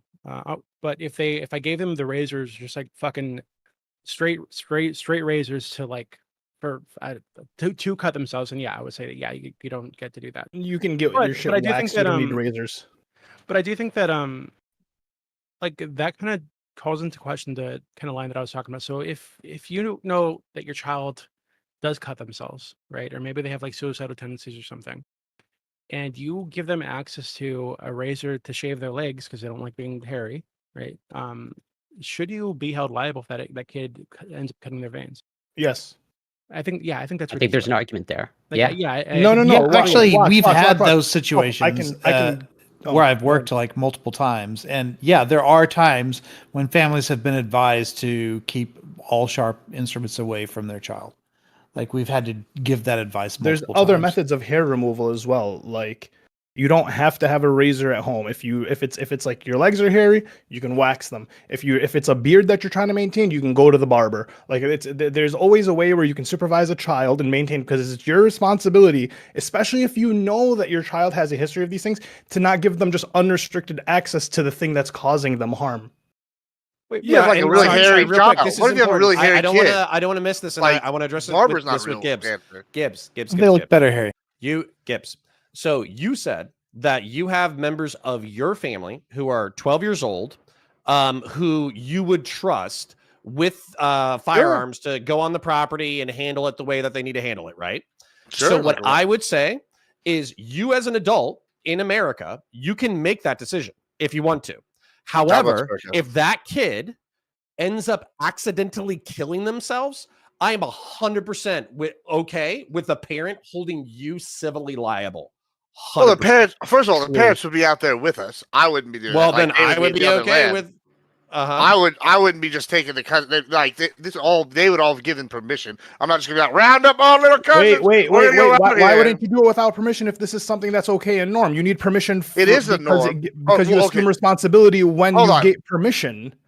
That's the only reason you have to get permission, is so that you can assume responsibility. Listen, now you're adding all these extra steps. I wouldn't. No, I'm not. Yeah, hold on. Everything that I'm talking about would be within normal realm of duties, like for these kids, right? Like, say they were like, Gibbs, we need to go. I'm out here and I'm working, and I'm like, we're happen to do something. But what are you given permission to do? Let me just supervise the kids. That's the permission you're given. No, we can just get right from the beginning. No, because why? Right at the beginning, you're drawing false equivalencies. What is the permission for? Let me talk, and I will explain to you why you're confused. All right, so it's real simple. Right? Say we're on a ranch. Like I said, this is all within the realm of their normal duties. And I go, hey, I'm going out to the I don't know, the Vicente. So we're gonna go to the Vicente, and I'm gonna fix the fucking ranch, right? I'm not the ranch, the gate. And we're driving over there, and they go, hey, well, this needs to be done over there as well. What can you have? I don't know, cousin John feed the cattle, right? Sure. So he slings a shotty over his back, because you're not gonna be walking around feeding them cubes in an area full of rattlesnakes without a goddamn shotgun. Like, that's just 2 and 2. They all know this. All right, cool. They asked him to go. All right, I didn't even ask him to go with me. I'm going already. This is a normal to play with rattlesnakes. No, they're not playing with rattlesnakes, jackass. This is a real simple thing. Like they're going. I'm going to jackass, but you're because you're not understanding. Listen, because I'm going to do something on this pasture. Not all the pastures are connected to each other. Some of them, you'll have like the homestead, and then maybe like a 5 miles down the road, I'll have another plot of land, right? So I'm going to this specific plot of land, right? They're like, hey, something else needs to be done over there.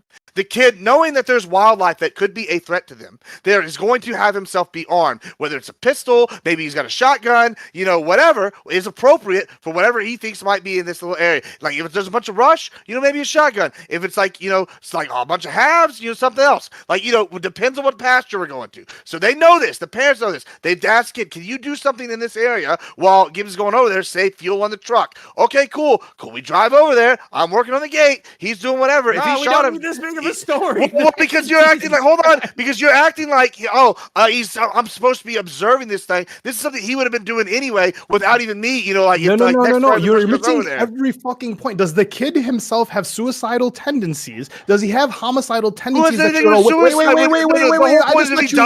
just let you ramble a whole story that did nothing. Does the kid have any tendencies that you're aware of? And then, if you are aware of these tendencies, did you still hand him the fucking shotgun to go into the field where the rattlesnakes are, knowing that the kid is terrified of rattlesnakes and doesn't want to be around and doesn't want to work on the farm at 12 years old? But now you have the tendencies that are going into work on the farm, and then you hand him the shotgun. Yes, it's your fault. But if you have normal ranch kids that are used to handling guns, and then they go into a field and something happens, I mean, sure, I guess you could say that it's whatever. But hold on, wait. That's totally different. My argument would then be, it's negligent to send your 12-year-old with a shotgun strapped to his back in case rattlesnakes attack him, so he can have a proper form of defense. Yeah, that's negligent. How? If it's listen, I don't know. Maybe if you're talking about like Emo Bob who's slicking his wrist, sure. But like if you're on a ranch, like self-defense, like I would say you should be negligent. Say, okay, let's do the reverse. Put them in a situation where they needed to defend themselves like that. Hold on, if you're on your property and the kid doesn't have the weapon, he gets bit by a rattlesnake. Okay, buddy. All right. Well, I enjoyed having you here, friend. No, I sorry, real quick, just so I can shut myself out. I know you guys are insanely passionate right now. I'm actually really happy that everybody's so passionate. Gibbs, if a kid shot himself in the face with a shotgun, I would still hold you civilly liable for it. And then just real quick, if you don't know me, my name's Connor. I run a YouTube channel named Counterpoints 40K. I break down the Warhammer 40K universe. The video game Space Marine 2 has just come out. It is phenomenal. If you have a really good computer or Xbox or PlayStation, go ahead and get it. It's great. And then also parasocial love to all of you. We don't get to do this enough, but I appreciate each and every one of you. Love you, friend. Always a pleasure. Have a good one. Yeah. Love you too, buddy. Bye. So yeah. On the negligent argument, though, just to finish here, if I would say the opposite true, if you send your kid out there and they got to do something on the ranch, they get bit by a rattlesnake, they don't have any way to kill the rattlesnake, then you should also get charged. Rattlesnakes. Okay. No, because listen, that's where we live. I'm sorry, bro. No. There's a difference between a kid exploring and being around rattlesnakes, and then you putting them in a situation where they're working around rattlesnakes. It's on their land. It's part of the family business. There's ranchers like cattle. This is what you do. This is our land. Yeah, you got to know your land, I gotta go bro. To Lacto because Lacto has been waiting. But before then, I think this is what Gibbs is touching on is actually quite important, and it's one of the reasons why like sensible gun legislation doesn't really get anywhere. Is because we're having two different conversations in this country about guns, right? In the cities, we have very legitimate fears about guns and they're dangerous. We see like the bodies, right? We see the destruction that they cause. On the other hand, what Gibbs is saying is also quite legitimate, right? He's talking about people working in rural areas. They like a gun is necessary to interact with like the wildlife, right? And I don't know, like there's like a different like gun culture there. And there's different like incentives, right? Like if they don't have like if they're not protecting drug territory, right? Well, then they're not going to be, like doing drive-bys in the way that like you'll see in the city, right? Like so it's two completely different spheres, but like they exist in the same country, and we don't take this to account with this legislation. I don't know exactly how to like bridge this divide, but it's a thing that we have to do, right? When considering these things. Yeah, I'll just leave it at that. But I don't think that Gibbs is being like ridiculous with like what he's saying. It seems his point of like it being a family access or even a lifestyle, even the culture within the South. I understand that kids get guns, and I'm not saying you shouldn't give a 14-year-old like a gun as a gift or whatever. All I'm saying is you have to fucking supervise them because a 12-year-old doesn't have the mental capacity to make any real if you walk outside your front door and you get bit, okay, if I'm in a rural area, like let's go check my homestead, for example, right? If I go to my homestead and I have like if I go and I have, and this is just a normal homestead, this is like not where the cattle are. This is where we have like swings and all sorts of stuff. It's a big house area, and then we have some farm equipment way in the back. So this is this is a normal area. There's kids should be running around safe. All right, if there's not somebody out there with a gun, then they should be charged with negligence because it's very likely, even in that area, you're gonna step on a rattlesnake. Like, I'm sorry, like, or have a Lena might Gibbs, show up. I don't think you gotta even put in it the down. South Like, that there are just 12-year-olds walking around their houses with guns at every given there time. are. There's a lot that, bro. You have to in some of these I don't areas. know, consider Australia, right? Like where everything is trying to kill you. There's lots of things out there trying Those to kill you. 12-year-olds should go, like, walk to school with pistols.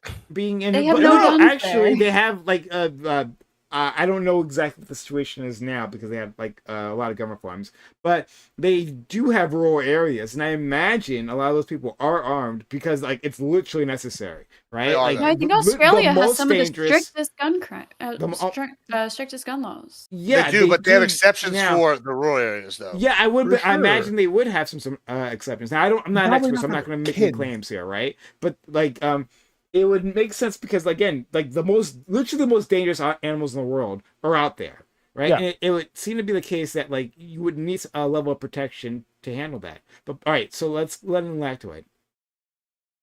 Yeah, so I sort of disagree with the solution that was proposed in opposition to your original point, Gooby. For me, the question is the legal concept of foreseeability. It's just that simple, right? How foreseeable is this? And foreseeability is going to be determined by, Ghosty said it very well, risk factors. We're just going to be looking at risk factors here. And so generally speaking, it's fine to give it. Now, my personal opinion on this actually is I don't think anybody under the age of 18 should be driving a car. But assuming that we have the law allowing 16-year-olds to drive, I don't think it's on its face negligent to give a 16-year-old a car. But it is negligent if they're, and potentially criminally so, if they're doing it, if you're giving them a car, knowing what they're going to do with it, if they're going to commit a crime with it. I mean, this kid was going 150 miles an hour. He was clocked several times going 150 miles an hour, and the mom knew about it. She absolutely, it was within her power to remove the keys if she so chose. She didn't have to buy the new BMW. And she failed to do really the most basic things to prevent this tragedy from happening. When it comes to guns, look, in my state, 14-year-olds can go hunt without supervision. You can go out in the woods and start shooting.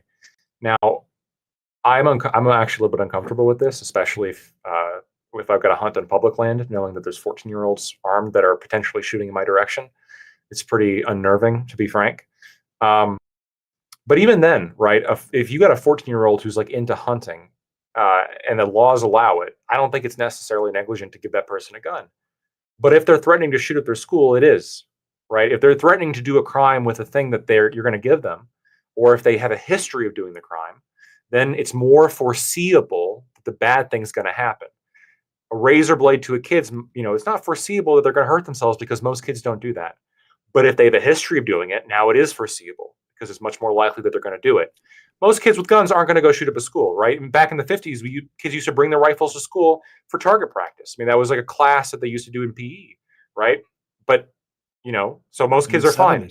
Yeah, in the 70s maybe even. So, most kids are fine with guns, right? Most kids are safe with guns. But a kid who has like a history of being malevolent with a firearm or threatening to use it in a bad manner, now it's more foreseeable.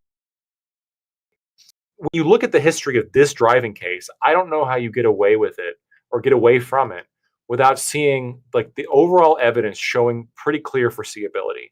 And I think that's what they're going to hammer her with if they bring the charges, which is going to be, look, you knew he was speeding consistently. You knew that every time you told him not to speed, he would speed anyway. You knew that he was speeding recklessly, 150 miles an hour. This isn't it's not just speeding. It's like it's not just speeding. It's well beyond. It's like double highway speeds at this point. We're talking like racing speeds, and he did do drag racing. This is combined with the fact that the police visited his home. I think like the article said like 44 times or something around this, right? Like he was a known problem. And again, the mother was asking him to do illegal activities for her, like buy wine, knowing that he had a fake ID. And again, not doing anything to stop it, actually facilitating this behavior. Like what? Wait, hold on. It's not like we're asking her to do like, oh, she's a single mom. We understand. Wait, the cops showed up 44 times. I think it's 22. I believe 22 times. All right, they showed 22 times. I thought it was. You know what? At this point, like, so why does he have a license? Like, does he have a license? No, it was a fake ID, right? No, it's not. We know He he had had a a fake fake ID and a ID. We license. know he I had a think. fake. Oh, okay. okay. Yeah. Yeah. So like, why didn't the Oh, police? but it was one of those. It was a junior license that requires an adult be in the car with them, right? That's what I thought I read. At 16, you don't have to have that. Well, Only even at 15 then, you do. yeah, I thinking mean, of- 16. So my thing is, why wouldn't they? Why wouldn't the police have revoked the license before? Like at this point, if it's 22 times, Well, the like cops came to the house for if other I get issues. pulled I'm over, pretty if sure. I get other issues, because I say if I get pulled over for speeding 22 times, I don't think they're letting me keep my license. Like, Look, this kid was a fucking brat. Let's just be honest about it. This kid was a fucking brat. He was an absolute shithead. I He'd be mentioned exactly that earlier, exactly the kind of he kid that you want to beat smack up his upside the head. mother. yeah. So like, Yeah, what is the mom doing at like this he point? just is the horrible child, and you want to this is exactly the kind of person that you send to military school and whip them into shape. I got no problem with that, but at the same So, yeah, time, but if you're a parent that can't do that, like, are you gonna put like, okay, so like, yeah, you but got she could have. And by the way, if she sat and did nothing, the question's still a little bit closer. But she bought the kid a car. Well, hold on. We don't know that. A fast car, like a She specifically bought a fast car that he had access to. Well, Clearly, hold on, she that knew doesn't mean it was this. for the kid. Could have been for her. yeah. Yeah, that's why. But Bruce it's Wayne like, did. hold on. Like Hmm. even if she got like a fucking minivan, he could have taken that car and without her permission and driven around and killed somebody. Yeah, So- and plus, so- like, if hold you on, can afford a again, BMW, why it's wouldn't you get a foreseeability. BMW? It's foreseeability and risk analysis. You're going to be more likely or not, or you're going to be more likely to speed with a long history of speeding in a BMW, and are you going to speed to such excesses compared to a minivan? Why Okay, would she get a hold on. minivan if she's only got like one kid though? Like, Wait 1 second. if So it's just She her, bought the the kid, kid I don't the know. BMW. To be You clear, buy the the- kid a slow car is the idea. this kid is 17, right? So you're saying they had all these contacts with the police. He was 16 at the time, I think. That goes back to 2018. So how old was he when he was having all these contacts with the police?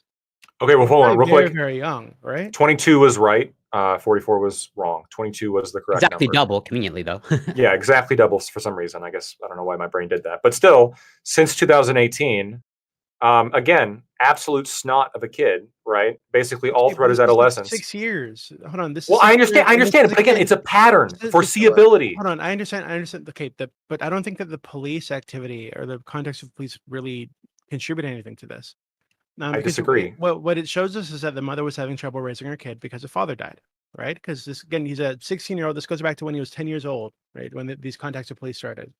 So obviously, long history of the mother struggling to raise this kid, right? Struggling to keep him alive. So I'm curious, like, is your position just that she should have never given him access to a car ever? Like when is she able to give him access to a car? My position is that when you are a parent over somebody, when you take on that responsibility, you have a obligation for their safety and the safety of the people that come into contact with them to some extent. And if it's foreseeable that they're going to harm people, you have some obligation to prevent that. Now, that's not even necessarily That doesn't answer my question. Well, hold on, I'm getting there, right? But in this case, she contributed to the problem, right? Which is, even if she wasn't, if she wasn't his kid, or if she was not his mother, by the way, let's say the car salesman knew about his speeding record and sold him the BMW, I'd be fine with charging him too. Yeah, I think that's crazy. No, it's not crazy. Again, if somebody walks in and they have a history, they've robbed banks, Bad with guns. They've robbed banks 18 times, or they haven't been caught for it, but you know that they've robbed several banks, and they come in and ask for a gun and ammunition. If you sell it to them and then they go and predictably, foreseeably use that to rob a bank, you should be held responsible. You sold them the gun. You made the crime. You could foresee. Yeah, you could foresee the crime happening, and you facilitated the crime happening. What if they use a kitchen knife that you sold them to rob the bank? Is that foreseeable? Again, risk. Part of foreseeability is a risk analysis. Is it like a foreseeable that somebody's going to successfully rob a bank with a kitchen knife? Hold on, actually, wait, hold on. that logic. Well, like, let's say No, you're a it's not. hobo. A hobo goes in, and he buys a big old thing of Mad Dog 2020. And he's like, I'm gonna drink all this. I got last $10. I want to buy a couple of them, right? And so he gets wasted, and a few hours later, he like walks in front of a car. It's a hobo doing hobo things, and we all know he was gonna go and drink this and do stupid things under the bridge.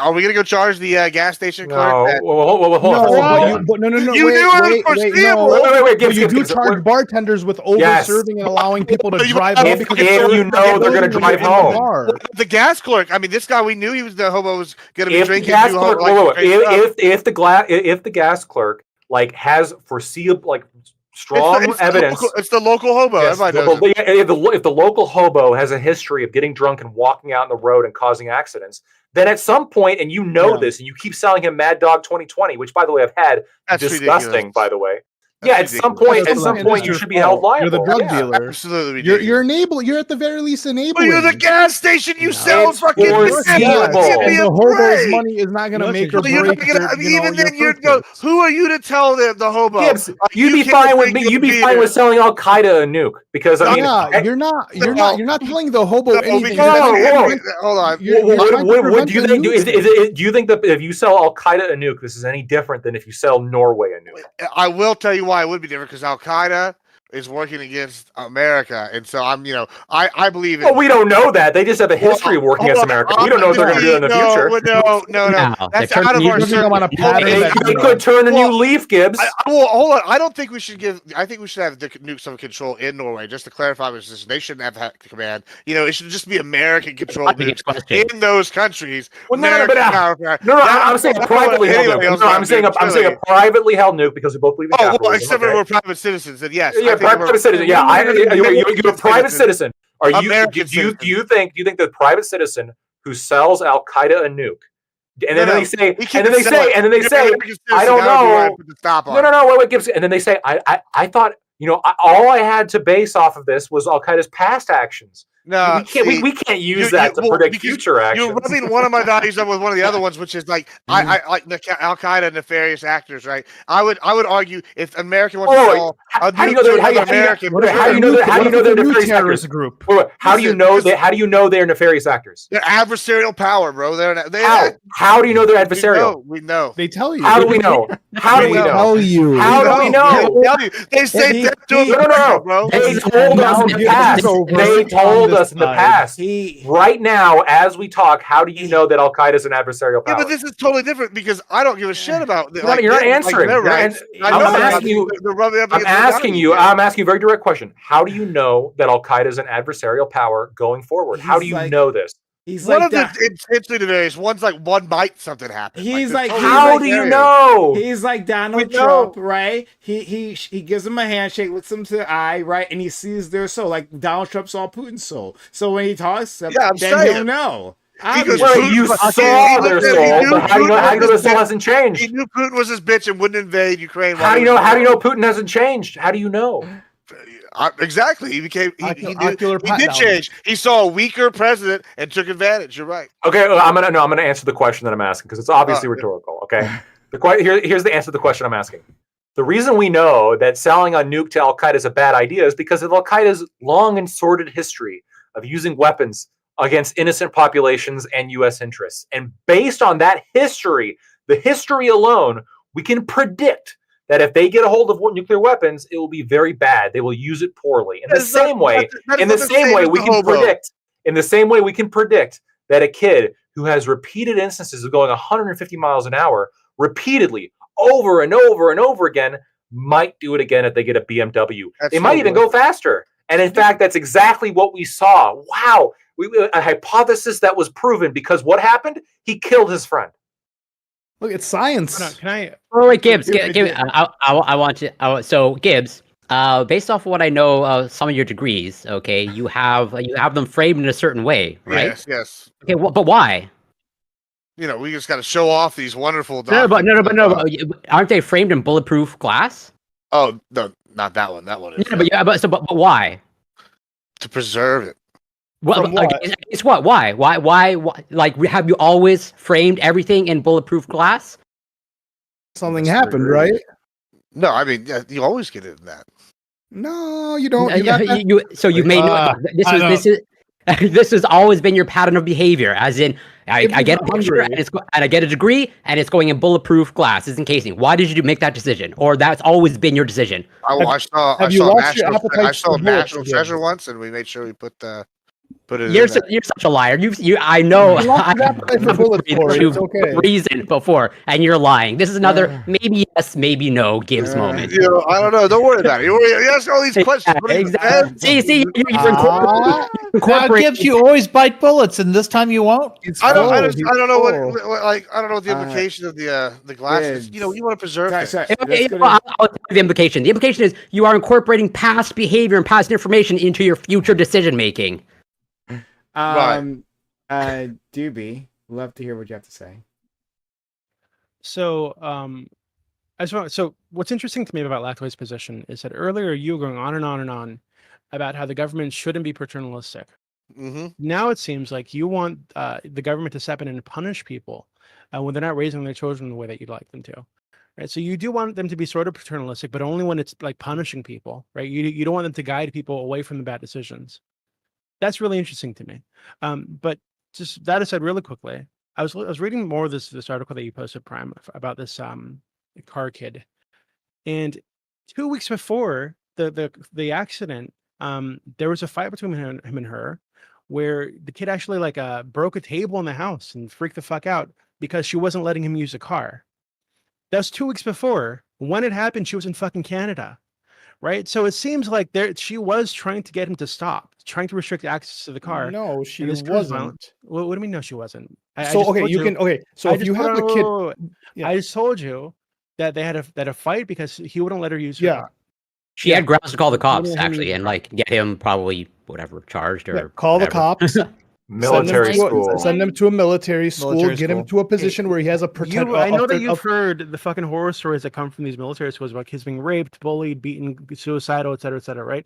So I don't think any parent would want to put their kids in that kind of position. Like many parents, that's not the norm. I mean, you can avoid schools. Situations happen, but two, it's like, yes, I understand that you don't want to put your kid in that position because it represents that you were failing as a parent or you're not able to fulfill your duties as a parent. But you're kind of saying it to yourself. This mom is at her wit's end. She doesn't have a father at home. She has too much responsibility. She can't handle this responsibility. Well, okay, if you can't handle this responsibility, the alternative is you do something you don't really want to do, which is your kid goes somewhere and gets raised by someone else. Or the alternative, which is this: your kid kills somebody, and now you're looking at potentially going to jail. Do you think we should force single mothers to give up their children if their children? No. Whoa. This isn't the case for every single mother. That's not what I said. So if their children are at risk of ending up in gangs or are in gangs, do you think that we should charge single mothers for negligence or something like this for not putting their kids in military school or whatever? If your kids are knowing, mom facilitates it.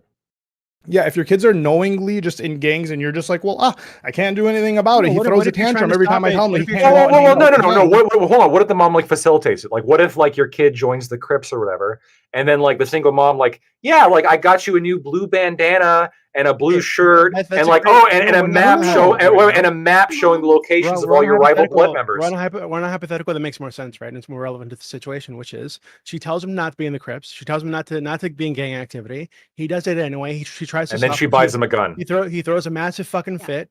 Right. So in all this, and then she buys him a gun for protection. No, she doesn't need to do that. So eventually the kid goes out, gets into a fight with a rival gang member, jumps somebody, and kills him.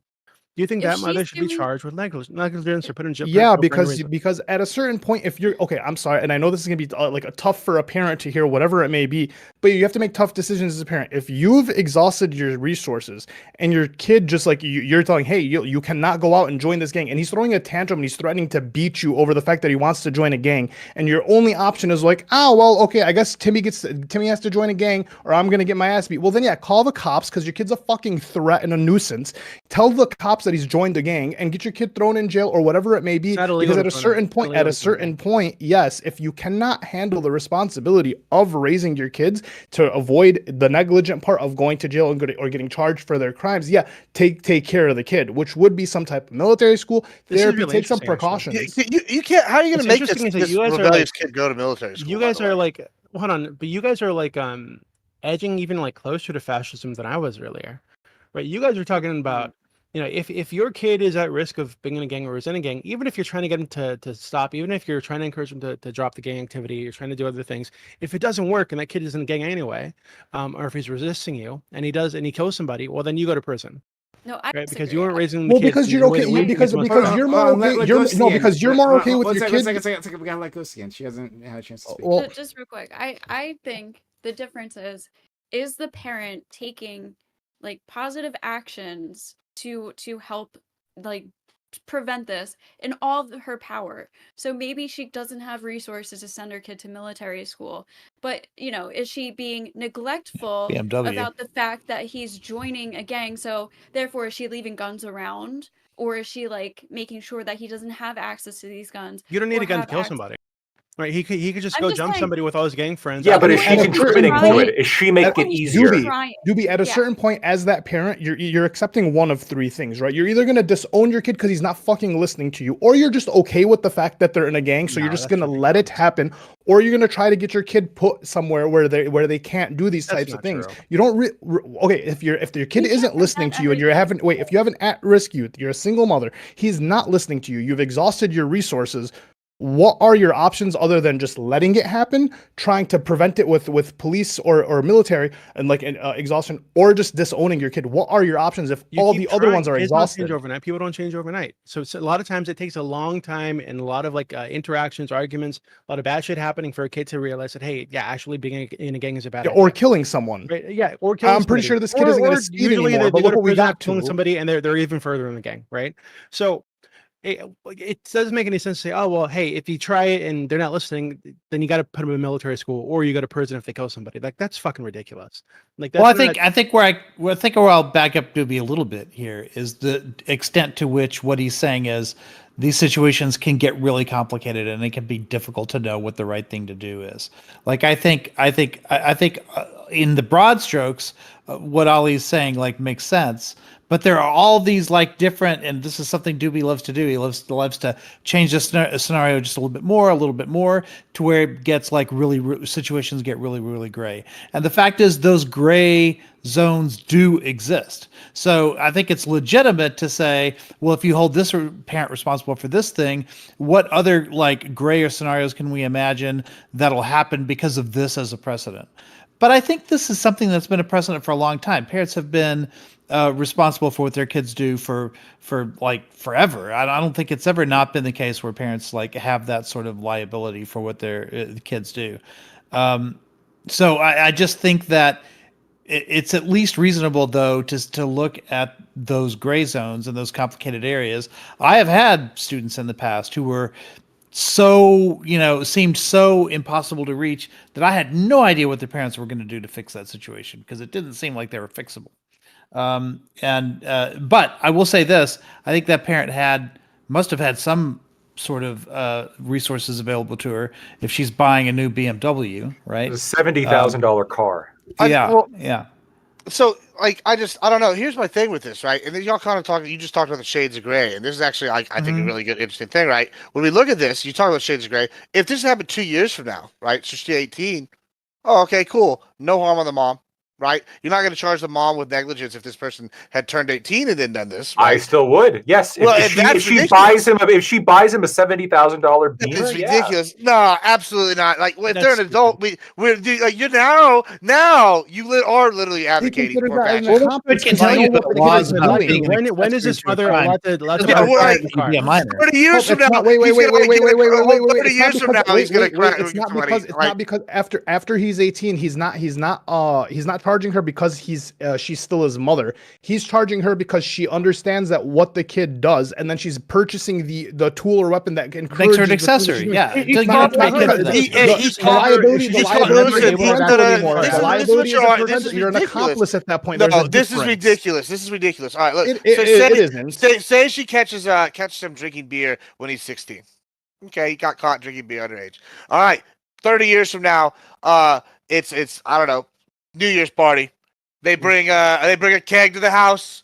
Bobby gets drunk, gets a DWI, kills somebody. Oh man, 30. Guess what? We Is got to he go an get Mama. alcoholic? Wait, We got is to he go. an Hold on. alcoholic Hold over on. Mama those and 30 Daddy. years? Hold on. Mama No, and Daddy. yeah. Mom and Daddy didn't bring him this keg, but they, We can they, live you in know, nuance. they We sent can him live in somebody nuance that and was spent on hypotheticals. the keg. You know, hey, let's go convict Mom and Daddy No, for this that's The problem not is, DWI I don't think murder you can because cite. they I don't knew think you that can he cite could. that He that's might have ever a drinking happened. problem. From we can 16. live in nuance and hypotheticals all day. I'm It's all the day. same with that Hunter It is, I'm Biden sure case. if our your friend son, if you call your kid underage drinking at 16 and 30 years later they've been an alcoholic all these years and they come over for a Thanksgiving party and you're enabling their alcoholism by feeding them alcohol. Yeah, you know alcoholism, but like, what? How do we know? What's the sign? We caught him at 16. Maybe they were sure already alcohol alcoholics. syndrome, Maybe maybe. they're not. I'm sure our friend Lactoid could explain to us, right? Like there's some sort of like causal relationship between like the offense, you know, and like the consequences. So like we understand that in law we don't have this case. Just like I go say, like you can't point to a case of something like that ever happening because as a matter of law we just don't charge people in that way. But in any case, let's like move past this because I mean honestly. Can I ask Gooby one last question? Because Okay. I think Aiko was 100% right when he said that, you know, the argument against this is moving towards grayer and grayer areas. And for the concept of foreseeability is always going to be, you know, a little bit, well, not always, but it can be a little bit gray because what is foreseeable and what's not, it's going to be dependent on a whole bunch of different factors. But I mean, there's also scenarios that we can make it less gray. We can push it to be much more contrasted. So Doobie, like, would you sell sarin gas to Osama bin Laden? No, I wouldn't. Okay, and let's say that like Osama bin Laden, or maybe even better, like somebody comes up to you and they're shaking and they're saying, "I'm going to gas them. I'm going to gas them. I'm going to gas them," and then you're a sarin gas salesman, right? That's what you do for work. Do you think that you should not have any consequence Dubious whatsoever profession.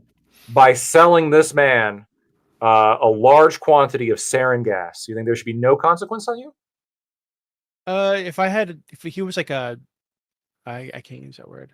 If he was crazy, right, and he was saying things like this, sure, I think there should be a consequence. Okay, sure. And because this is like no longer gray, right? Let's say somebody came in and they were not like, they didn't seem crazy. In fact, they seemed like a gentleman, okay? But you knew they had actually gassed 4 other subways and they were asking for a large subway type quantity of sarin gas from you. Do you think that you should be charged if you sell them that amount of sarin gas? Yeah, I should. Thank you. All right. Hold on. No, wait, hold on. We think the car example we think the car example is closer to the sarin gas than the more gray examples. Bring it closer toward what is relevant to this conversation, right? So this kid wasn't, oh god, I just got to speed right now. I just got to speed right now. He wasn't like a crazy person, right? It doesn't sound like it. Even in the cases where it kind of seems like he was. His history demonstrated that. Wait, hold on. Even in those cases where he was speeding, these are all like months apart, right? So it was like multiple times in a month, but over the course of like a year, right? There are many days in a year when somebody multiple times a month. You just said we it. don't know. We don't. Yeah, okay. But again, he could have been driving that car every day of that fucking month, right? Oh, so just because they don't speed every single day. Then a couple times he got up to like 120 because he was like a wide open road or whatever. 155. 150 because he thought it was cool on a wide open road, right?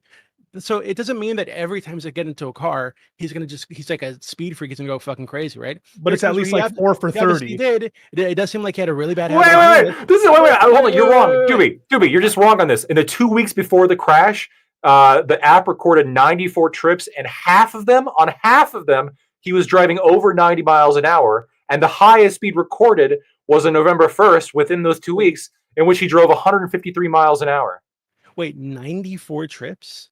94 trips, and and half of them were not over 90 miles an hour, and on one of them he was driving 153 miles an hour. A trip is anytime you turn your car on or off, and that's in the 2 weeks. In the 2 weeks prior, that means he was doing what? Like I almost was 40, 45, 46 kid when trips. I was younger, man. I had a V8 Jeep Commander. I was racing my buddies down a fucking main road doing 120. Like you're just a piece of shit kid sometimes, and it's like my parents weren't aware. They didn't have tracking technology to know that I was doing this, so they weren't necessarily catching me. Yeah. I would just get caught doing get tickets. But like we have like an ongoing problem in like Dearborn where it's like, yeah, 16-year-old kids are getting fucking Dodge RT Scat Packs, right? They're getting Charger Scat Packs and Challengers and fucking Infinities. And it's like, yeah, because you have rich parents who come here, built a great life for themselves. They want to give their kids a great life. Your kid does not need a CTS-V. Your kid doesn't need a 500 horsepower, a 16-year-old doesn't need a 500 horsepower Cadillac to get to fucking high school and gym practice, right? But these kids are whipping down the streets and they're doing 100 miles an hour, 120 down like main roads. We have accidents happening at least once a week. Someone's dying from a car accident in our city. Like, it's That's a the most fucking un-American thing I've Hold ever on, heard. here's what You don't want them to have 600 horsepower engines in their car. That is this is what you want. 16-year-olds? This is the pussification of America we keep talking about right there. We car. want big engines and like beef. It's what's for dinner. I don't want this adult, bullshit. but why does a 16-year-old need a fucking Dodge Hemi Ram that they can't even see over the fucking Vroom, steering vroom, wheel that's of? why. Vroom, vroom. You don't need any other reason. So they can speed. That's the only answer. I'll let DB go first. Go ahead. Yes. This Do we is know so when the un-American. mother went to Canada? Let me look.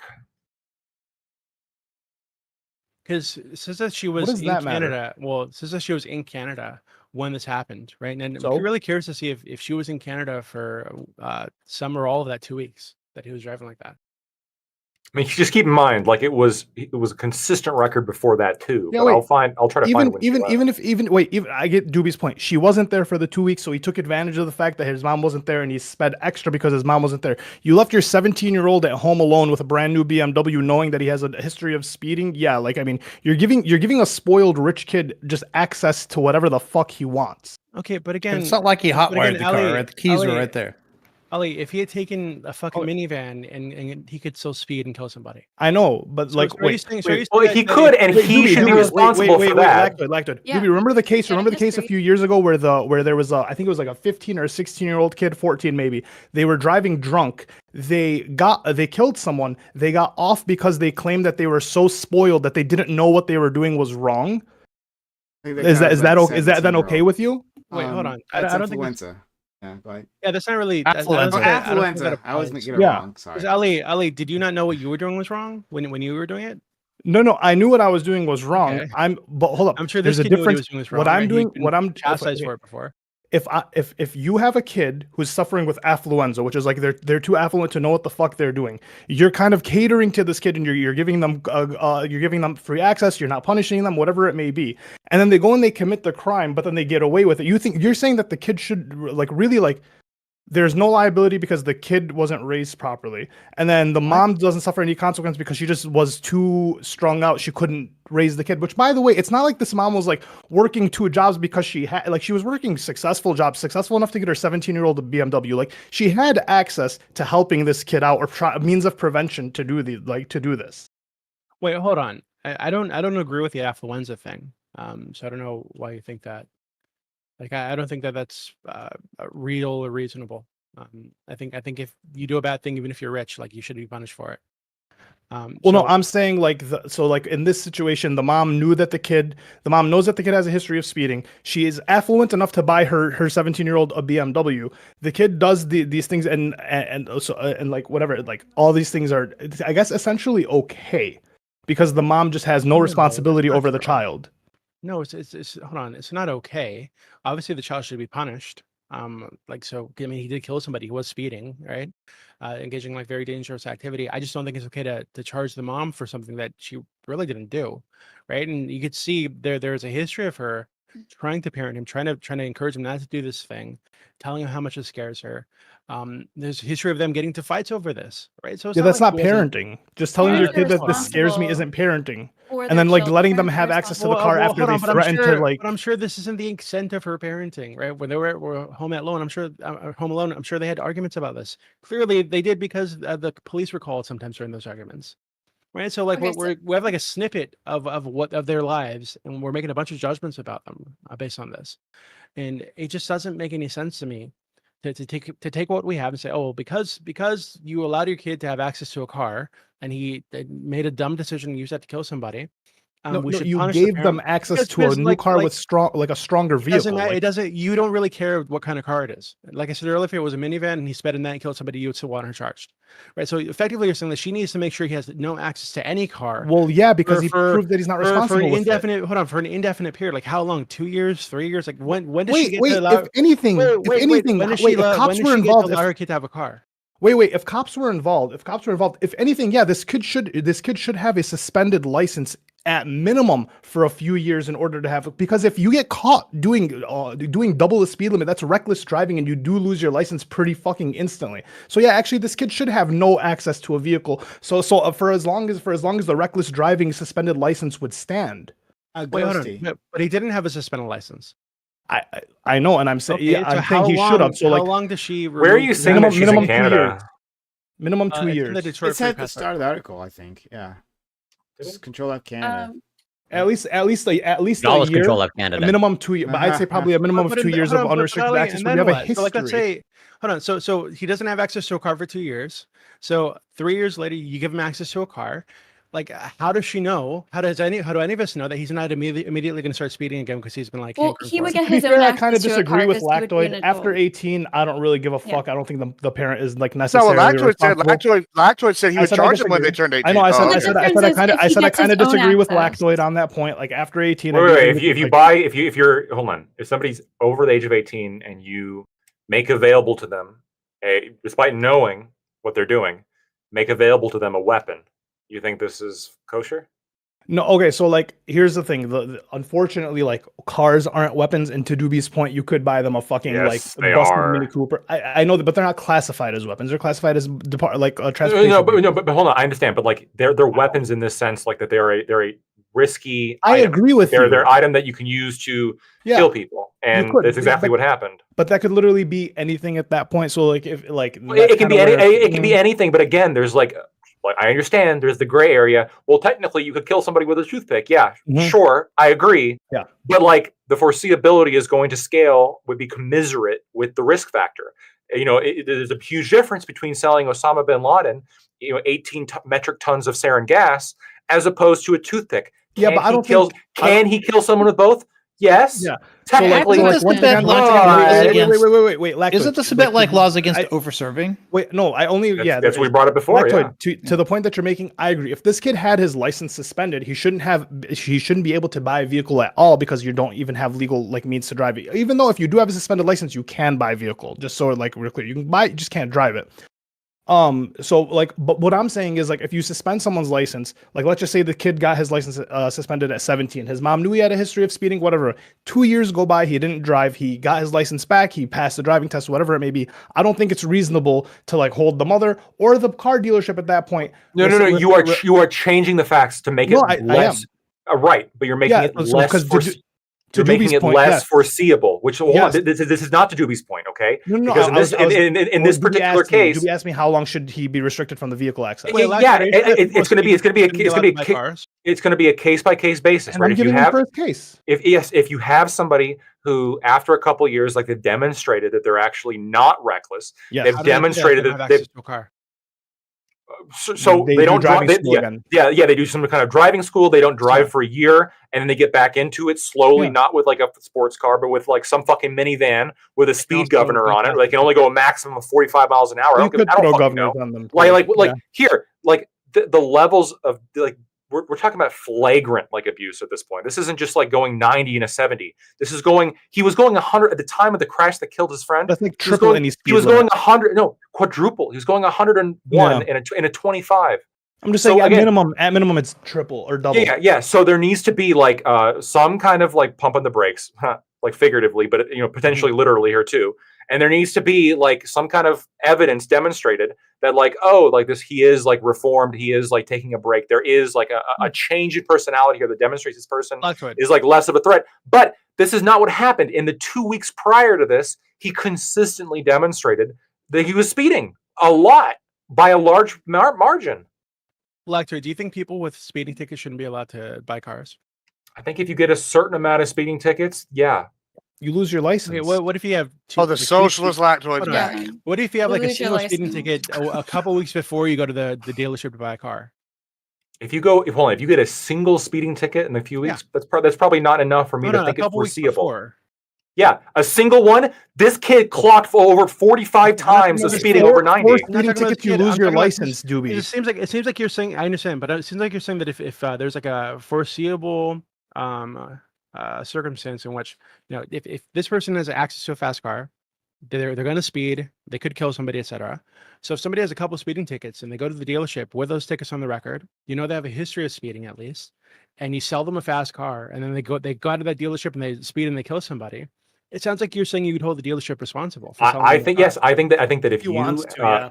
I think yes. That's crazy. In the same way we hold the bar responsible if the person's driven drunk 18 times before, and like they see the same person walks in and they're over serving them, and then they know they're going to go out and drive. I think that bar is held responsible, and it should also be held responsible if you sell a terrorist sarin gas. And if you sell somebody with a horrid driving record, which is very obvious, like a lot of reckless driving, if you sell them a fast car, overall, like if the foreseeability is sufficient enough, and I understand this is kind of where it's gray because it's going to be based on a judgment, and I'm willing to give some benefit of the doubt on these kind of edge cases to the provider. I understand, right? But this is not one of those edge cases. I don't think these are. Hold on. I don't think this is not an edge case. Would you agree that this kid is not an edge case? I think it is an edge case. I have a question for Doobie. What would he have to do for it not to be an edge case? Or sorry, what would he have to do? Would he have to speed like twice as much than he was already doing? Okay, maybe we're using edge case differently, right? So when I say edge case, I mean a case that's like not common. It's out of the norm, right? It's something that's it's at the extreme. That's not what I'm using it. The spectrum.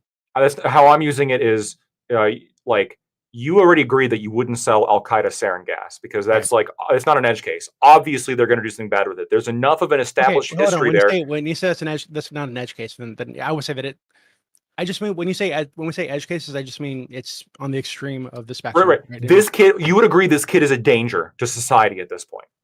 I mean, he's killed somebody, yeah. But before he kills somebody, even before he kills somebody, yes, he's still a danger to society. It's not like I don't know if he's a danger to society. No, he is a danger to society. It's very clear. Yes. So why would you give a danger to society a method in which he's posing the danger? Why would you provide that to him in a way that he can more effectively pose that danger? I think that how do I word this? I think that because of this, to me, this seems like a slippery slope, right? Because this could be applied to so many other situations using your same logic, and we end up with not just like a daddy state or a paternalistic state. You end up with something that's like genuinely like more too authoritarian for me, right? You end up in a state with a state in which like if I know that Greg has got into an argument with a coworker 6 months ago, and I know that they just have a bad relationship, they really don't like each other, they got into screaming matches before. If I buy Greg a gun for Christmas, right, because he's my friend, I could be charged because, hey, well, I knew that Greg was angry at that guy, and he used that gun to kill that guy now. So obviously that's my fault. Like this, I don't think that's foreseeable. But what if Greg? What if Greg? Hold on, wait. What if Greg had taken pot shots at him in the past with a gun? No, you're okay. You're going to the no. Wait. No. This it's comparable. It's more analogous. It's more analogous. The issue is that what I'm describing. What I'm describing, Lactoid, is going to be way more common. I think way more common. Right? These situations in which, hey, yeah, we know these people have a bad relationship. Oh yeah, we know that there's some tension in with these who are dating or in their marriage or whatever the fuck. But I want to buy this guy a sword, or I want to buy. But that's not predictable. I want to go shoot. Can I ask a question, please? It has to be a reasonable, a reasonable. Why isn't there? Sure. Okay, there's a big debate going on right now. So this past February, this girl, she was murdered by her mother's boyfriend, and she was 13. She actually just turned 13. And then they go through his phone and they find out that since she was 8 years old, he had been taking all these really horrible, child pictures of her and, molesting her and raping, doing really terrible things. The night that she was killed by him, the mother sent her 12-year-old daughter, well, she just turned 13, to sleep upstairs in the same bed as her boyfriend. This guy had been living there, and the mother was also aware that he had been taking pictures of female roommates under the bathroom door. There's text messages on the mother's phone, like texting about this, like she knew about this. And she allowed her 13-year-old daughter to sleep in the same bed as her adult boyfriend. And they want the mother charged for this. Yeah. Do you Yeah, think it sounds that's like she was fair? picking I up want the not her mother boyfriend, charged. Absolutely. Yeah. She should be executed, and so should he. Well, what's the difference? In that case, what you just described sounds like something that's unfortunately pretty common, right? Where parents, mothers, fathers will sort of pimp their children out to their partners to maintain a Well, relationship, right? Because we they got don't know into a if she relationship. knows. We don't know if she actually knew. Why the She says okay? that she doesn't know. She says There's she no was on need her for your bipolar Why the medicine fuck and would you send your 13-year-old to sleep with your boyfriend?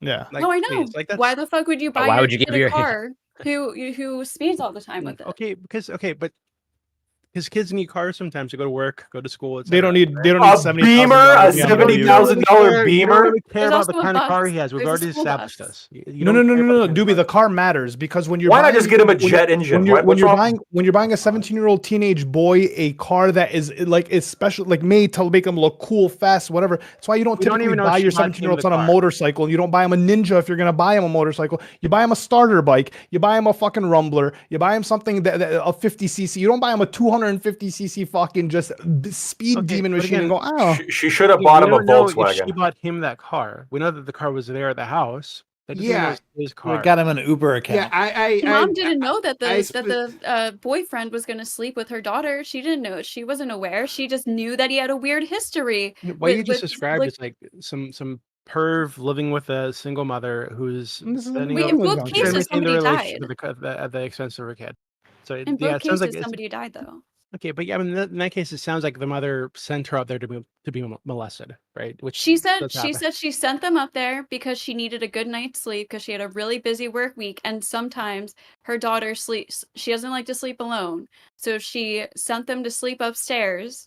And she trusted him. She said she totally trusted him, but she knew his past history, right? So even if she could say, "Oh, I'm really, zonked out on my meds," she has mental illness. She has like bipolar and stuff. So, but people want to charge her for neglect, not for the fact that she actually was pimping out her daughter. They want to charge her for child neglect. And yeah.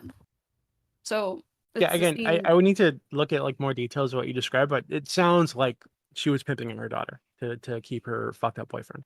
Like, so that's what it sounds like to me. Just based on what you said, I need to look into it more. But if she was pimping out her daughter, then I think she should Wait a be minute, hold on, executed. Doobie, Well, she Doobie. was encouraging her just son look to at- keep her son. Wait a minute, Doobie. Just look at the facts as she presented, or the list of characteristics as she presented them.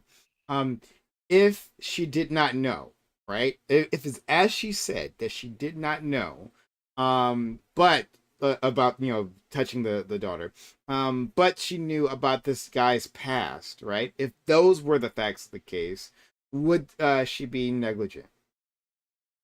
When you say, didn't you say that that one of the things that she knew was that he would take pictures of the women in the house, like under the restroom door and shit. Under the bathroom door, yeah. What I mean, Of the yeah. house or of other women? Of if there were no pictures of her daughter, it was of other women in the house. Oh, So she had roommates. The mom like kind of rents out the house, so she rents out rooms, okay. and they're female roommates. And he was taking pictures under the bathroom door of them. Then yeah, I mean, the guy's obviously some like fucked up predator dude. So yeah, it is her responsibility, especially if she's the homeowner and she's renting out rooms. And yeah, it's her responsibility. He's there because of her. So yeah, fuck her.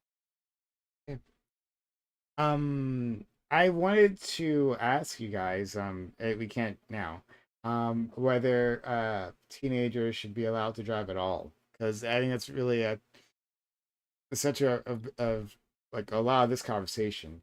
And I think it also does compare with like, should we allow minors to have weapons, period.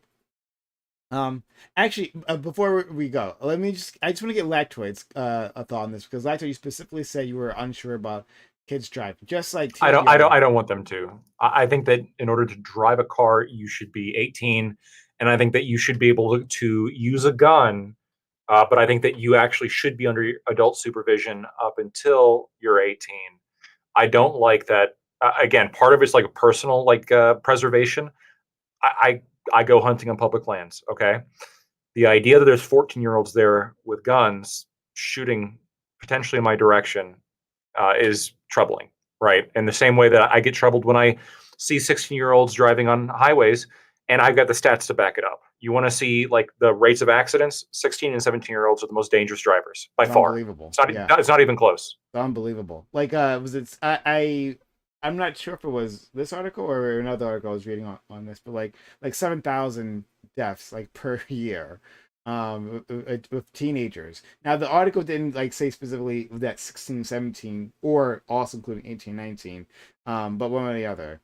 Like it's wild. I am curious about that though, because is that because of how young they are, or They're is it new. because they're new drivers? Because if you were to push it up, if you were to say you can't drive until you're 18, would those stats then shift up to 18 and 19-year-old drivers? You would probably see some shift upwards, but there's going to be like a significant amount of the accidents being caused by the typical problems that we see with younger people, which is lack of executive control, impulsivity. Yeah, most of it's young males. Like most of it is young males. Well, Right. believe it or That's not, why insurance companies give better per- rates to per mile, men are safer drivers. It's just that men drive so much more on average that they have more accidents. And than that's women. what I I've don't think always that's true said. of, Don't put women teen boys. behind the wheel of a car, right? Putting the rest of society in danger. Finally, the proof. Thank you, Lactoid. Wait, hold on. I don't think that's true of teen boys, Lactoid. I think teen boys. I don't know if it's. Yeah. Well, that's the I difference. don't is know that if it's specifically for teens. I just apparently generally the difference speaking. is dramatic under the age of 25, which is why interest rates are so much better. Like you get the insurance rate break at 25, I think, or 26 There's when one you're at 25 when you're and one at male. 3 years of driving experience. Yeah. And if you're a woman, then you get the break at 21. And it's because of how much safer they are in that range. I'm surprised they're able to do that because there's also racial stats in terms of accident reports too, but you can't do that. That's illegal. Unfortunately, you can. Okay, Armenians don't drive well. Okay, I'm just gonna say it. Fuck it. Most of my clients, when I was selling personal insurance, a lot of my clients were Armenians. I don't know what the fuck it is. It's crazy. Okay. But I love them. I have many clients today who are Armenian. I love all of them. I'm just saying, Giving me money. Yeah, they give me money. I love them. They invite me to birthday parties and shit. I love them very much. Something about it. I don't know what it is. Just don't let them drive. Insurance scams. So like this is a big thing in Dearborn, where it's like a lot of people, I would say, make money off of like car accidents, or like their restaurant burned down or their house burned down, or you get some pretty high end insurance on your car and you pay to get it stolen and chopped up. It's pretty decent. My dad did that. Okay. People make careers out of it, man. That's interesting. Yeah, no, for real. It was a whole scheme he had. Yeah. Okay. Well, that's interesting. Though. Now we know. There's our next panel right there. Now insurance we know fraud. where Ghosty gets her money. We understand now. Okay. Especially if she's at the mansion. So we'll leave it here. We're already over time. I want to respect everyone's limits here. But this has been a lot of fun. And there's still obviously so much more to talk about. You guys were like fired up the entire time. I barely had to step in with my correct takes. You guys kind of just took it all on your own. But thanks all. And thanks to you audience for being here. Follow the channel if you haven't done so yet. If you're on YouTube, well, hit the subscribe button there. And consider supporting the channel wherever you might be, or a super chat or a gift sub. Remember, this is September. We haven't got much support today, right? We got 6 subs, I think. But consider helping us out if you like what we're doing. Want me to be able to do more of this, to drag these guys back, entice them, right? Back. Then consider helping out the channel, sub to the channel, give bits, give subs. I know you guys come back here often, so if you feel like you're getting value out of this, whether informative or entertaining, consider supporting the channel. It's September, the perfect chance to about the channel. So please do. Okay, let's go to our friend Lactoid. Lactoid, thank you so much for coming through. This was a lot of fun, friend. And you've really taken the spotlight in recent weeks. Thank you. I just advocate for what I advocate for vigorously. I don't think that 15-year-olds can consent to a lot of things, but I also don't think that a 15-year-old or a 16-year-old can consent to the risk that they put themselves in when they get behind the wheel. I think this is also a consent issue. Fuck it. Yeah, I'm sorry. I know it's an unpopular opinion, but the idea that we let 15-year-olds operate multi-ton, in some cases, motor vehicles, like these Ford F-150s. I mean, you can't even see over the front of them if you're my height, right? And then you got these small women and these children, which are like very physiologically dissimilar, right? They can't. They're piloting these battering rams. They can't see shit. And anyway. If you like what I had to say, you can find me at Lactoid TV on Twitch, Twitter, and YouTube. Thanks. Give him a booster. Yeah, I don't think that should be street legal, to be honest. Like I've been in when I went car shopping like a few years ago, and I can't even see out of those fucking things. Like I can't see what's in front of the car, and I'm 6'4", right? And I can't see in front of the car. Like it's fucked. They're intense. Yeah, I couldn't get out. I have a lot of lawsuits, by the way, involving like pickup trucks and very small women. So there'll be like 5'6" women, 5'5" women that'll get behind the wheel of these like massive pickup trucks. And yeah, I'm 6'2". I have a difficult time seeing over the hood. They can't see shit. It's just like the sky, and it's like hopefully I'm going the right way. And then they like, well, literally, I've had a case where like they will crash into cars and they never saw the car. They never saw the car. They just ran right into the car. Crazy. Did they feel the car? They felt the car when they hit the car. Because that might be part of the reason why these small, like, they just want the safety. It was like, I don't care what's in my way. It could just go right like a tank. Like, yeah, that or it's like an ego thing with like a lot of short men get those cars. There's like an ego boost thing. Ghosty, how tall are you? Do they continue to drive them after that? To everything else. I'm a 5'1", and I could barely see over my Honda Accord when I had one. So okay, fair enough. All right. You should get a Ford F-150 or a Raptor, right? That'd be perfect for you. I've always wanted Cybertruck. one. Yeah. Cybertruck, you won't even feel it.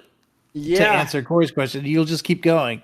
Well, that's why my aunt bought a Tahoe, because she was like, if I get in a car crash, I know my family's not getting hurt. Yeah, like, exactly. It's a safety. It's just like, yeah, whatever. I don't care. That is our anybody. Yeah, good like, argument. You're the battering ram. You're the one most likely. One more thing I'm going to say about this. My family. I actually did look at like a comparison of different vehicles, and the Ford F-150 has like a higher field of view, like it's set higher than an Abrams tank. So if you were driving a tank, you would have an easier time seeing what's in front of you than if you're driving a Ford F-150. There's and it's and considering the family, I know we're obviously ending here, but like the thing with the family, we've talked about it before, how like, a person of like normal height, sitting in one of these cars, like they've done like demonstrations where they line up children, right, who are like 8-year-olds old or something. They have them like sitting on the ground, and like you have to see like it's like I forget the exact number, like 8 or 9 children deep, right, who are just like like crouching on the ground before you see any of them, right? Like if they're like right next to each other, 8 or 9 children deep before you actually see one of them. And this is what's happening. So people can say, well, I'm protecting my family, but then they go to their homes, they go to their driveways, and they don't see their kids there. It's extremely dangerous. And we have to rethink our entire car culture when it comes to like making these bigger and heavier cars. Like, it's unbelievable. But yeah, thank you for that. Corey, thanks for coming through. You had some great questions today. I really appreciate your presence. Always appreciated to be here. Almost didn't make it, but I'm glad I did. And on the topic of cars, and now that this is Ghosty's 20th room, I'm curious now how many cars she has. She probably does have an F-150. Probably 20 F-150s. Dream out of the car next. But yeah, as always, this has been great. I'll believe it when I don't see your massive driveway. But yeah, this has all been great. You can find me on Twitch, which I'd be Corey Campbell 84. Twitter, X, Instagram, YouTube is Corey Campbell. Doobie, Ghosty, Ollie, Lactoid, iCal. Always a pleasure. Love you, Prime. Thank you, friend. Ali, thank you for coming here. You were super passionate today, and I really love to see it. Thank you, friend. When it comes to putting parents in jail for their kids' actions, I love it. And putting at-risk youth in military school, fucking let's go.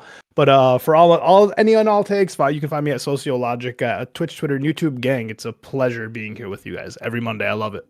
Yeah, thanks so much. You really added a lot today. Thanks so much. We have a new thing to speculate with Ghosty, right? Now we've been trying to figure out her acreage, right, for her estate. I did this on purpose. Is there a today. metric beyond acreage? It must be bigger than they make. I'm not gonna lie, I'm starting to run out of rooms. So, but I'll keep trying, different It's corners. time to so add you don't on know to it's the the Corners same and different room. walls, yeah. Yeah. Construction is starting now for the new wing. This Ethernet cord you have is fucking amazing, by the way. Yeah. Oh yeah. No, I know. Apparently. But now we can also wonder, like, how many fatalities, right, that happened between her arriving at the stream, right, and her coming from, I don't know, her tennis courts, right? They're a few miles away. So how many servants might have died? We'll be taking bets from now on that. So Ghosty. Okay. For coming through. Yeah, thank you again. Good conversation with you all. You guys, I think we kind of said everything that I don't really have any more else to say. So you can find me on YouTube. It's Ghosty. It's spelled with a 6. And yeah, thanks. Thank you. Aiko, thank you for coming through. You got a Vatican II reference in here, right? How wonderful for you. Yeah, slipped it in. Yeah. That was great. I really appreciate you. Thanks so much, friend. Sure. Yeah, absolutely. Yeah, thanks for coming. I just have, I guess I have a Twitter account, the same name. That's about it. But yeah, it's always good to come by. All right. And last but not least, we have our good friend Doobie, Dark Lord Saver. Thank you, Doobie, for coming through. Like, I'm always happy when we get to have him. But also, I really want to congratulate you again on your birthday. Like, really happy that you're around here with us, and you've been stuck with me for such a long time. And so hopefully many years to come, friend. Thank you for having me, Mr. Prime. I appreciate you, even if you did kill my ears with that song earlier. We did. I had to ambush him. Otherwise, he just fucking ran away. Right? So yeah, it's a surprise. Even if next time, I'll wait goddamn 3 months to do it. Don't think I won't. I don't think I fucking won't. But thanks all. You would think in all that time, right? With those outros, I would have planned where I'm gonna rate out, but as always, I don't. So let's scroll. I don't know.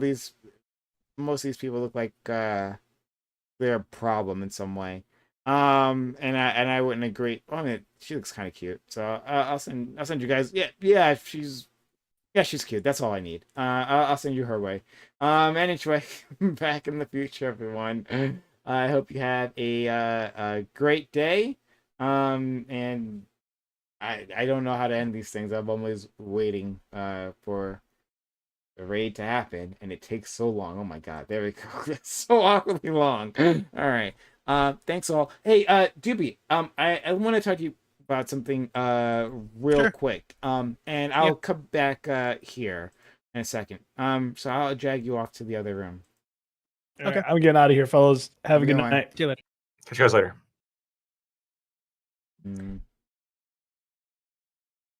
Hey friend. Okay.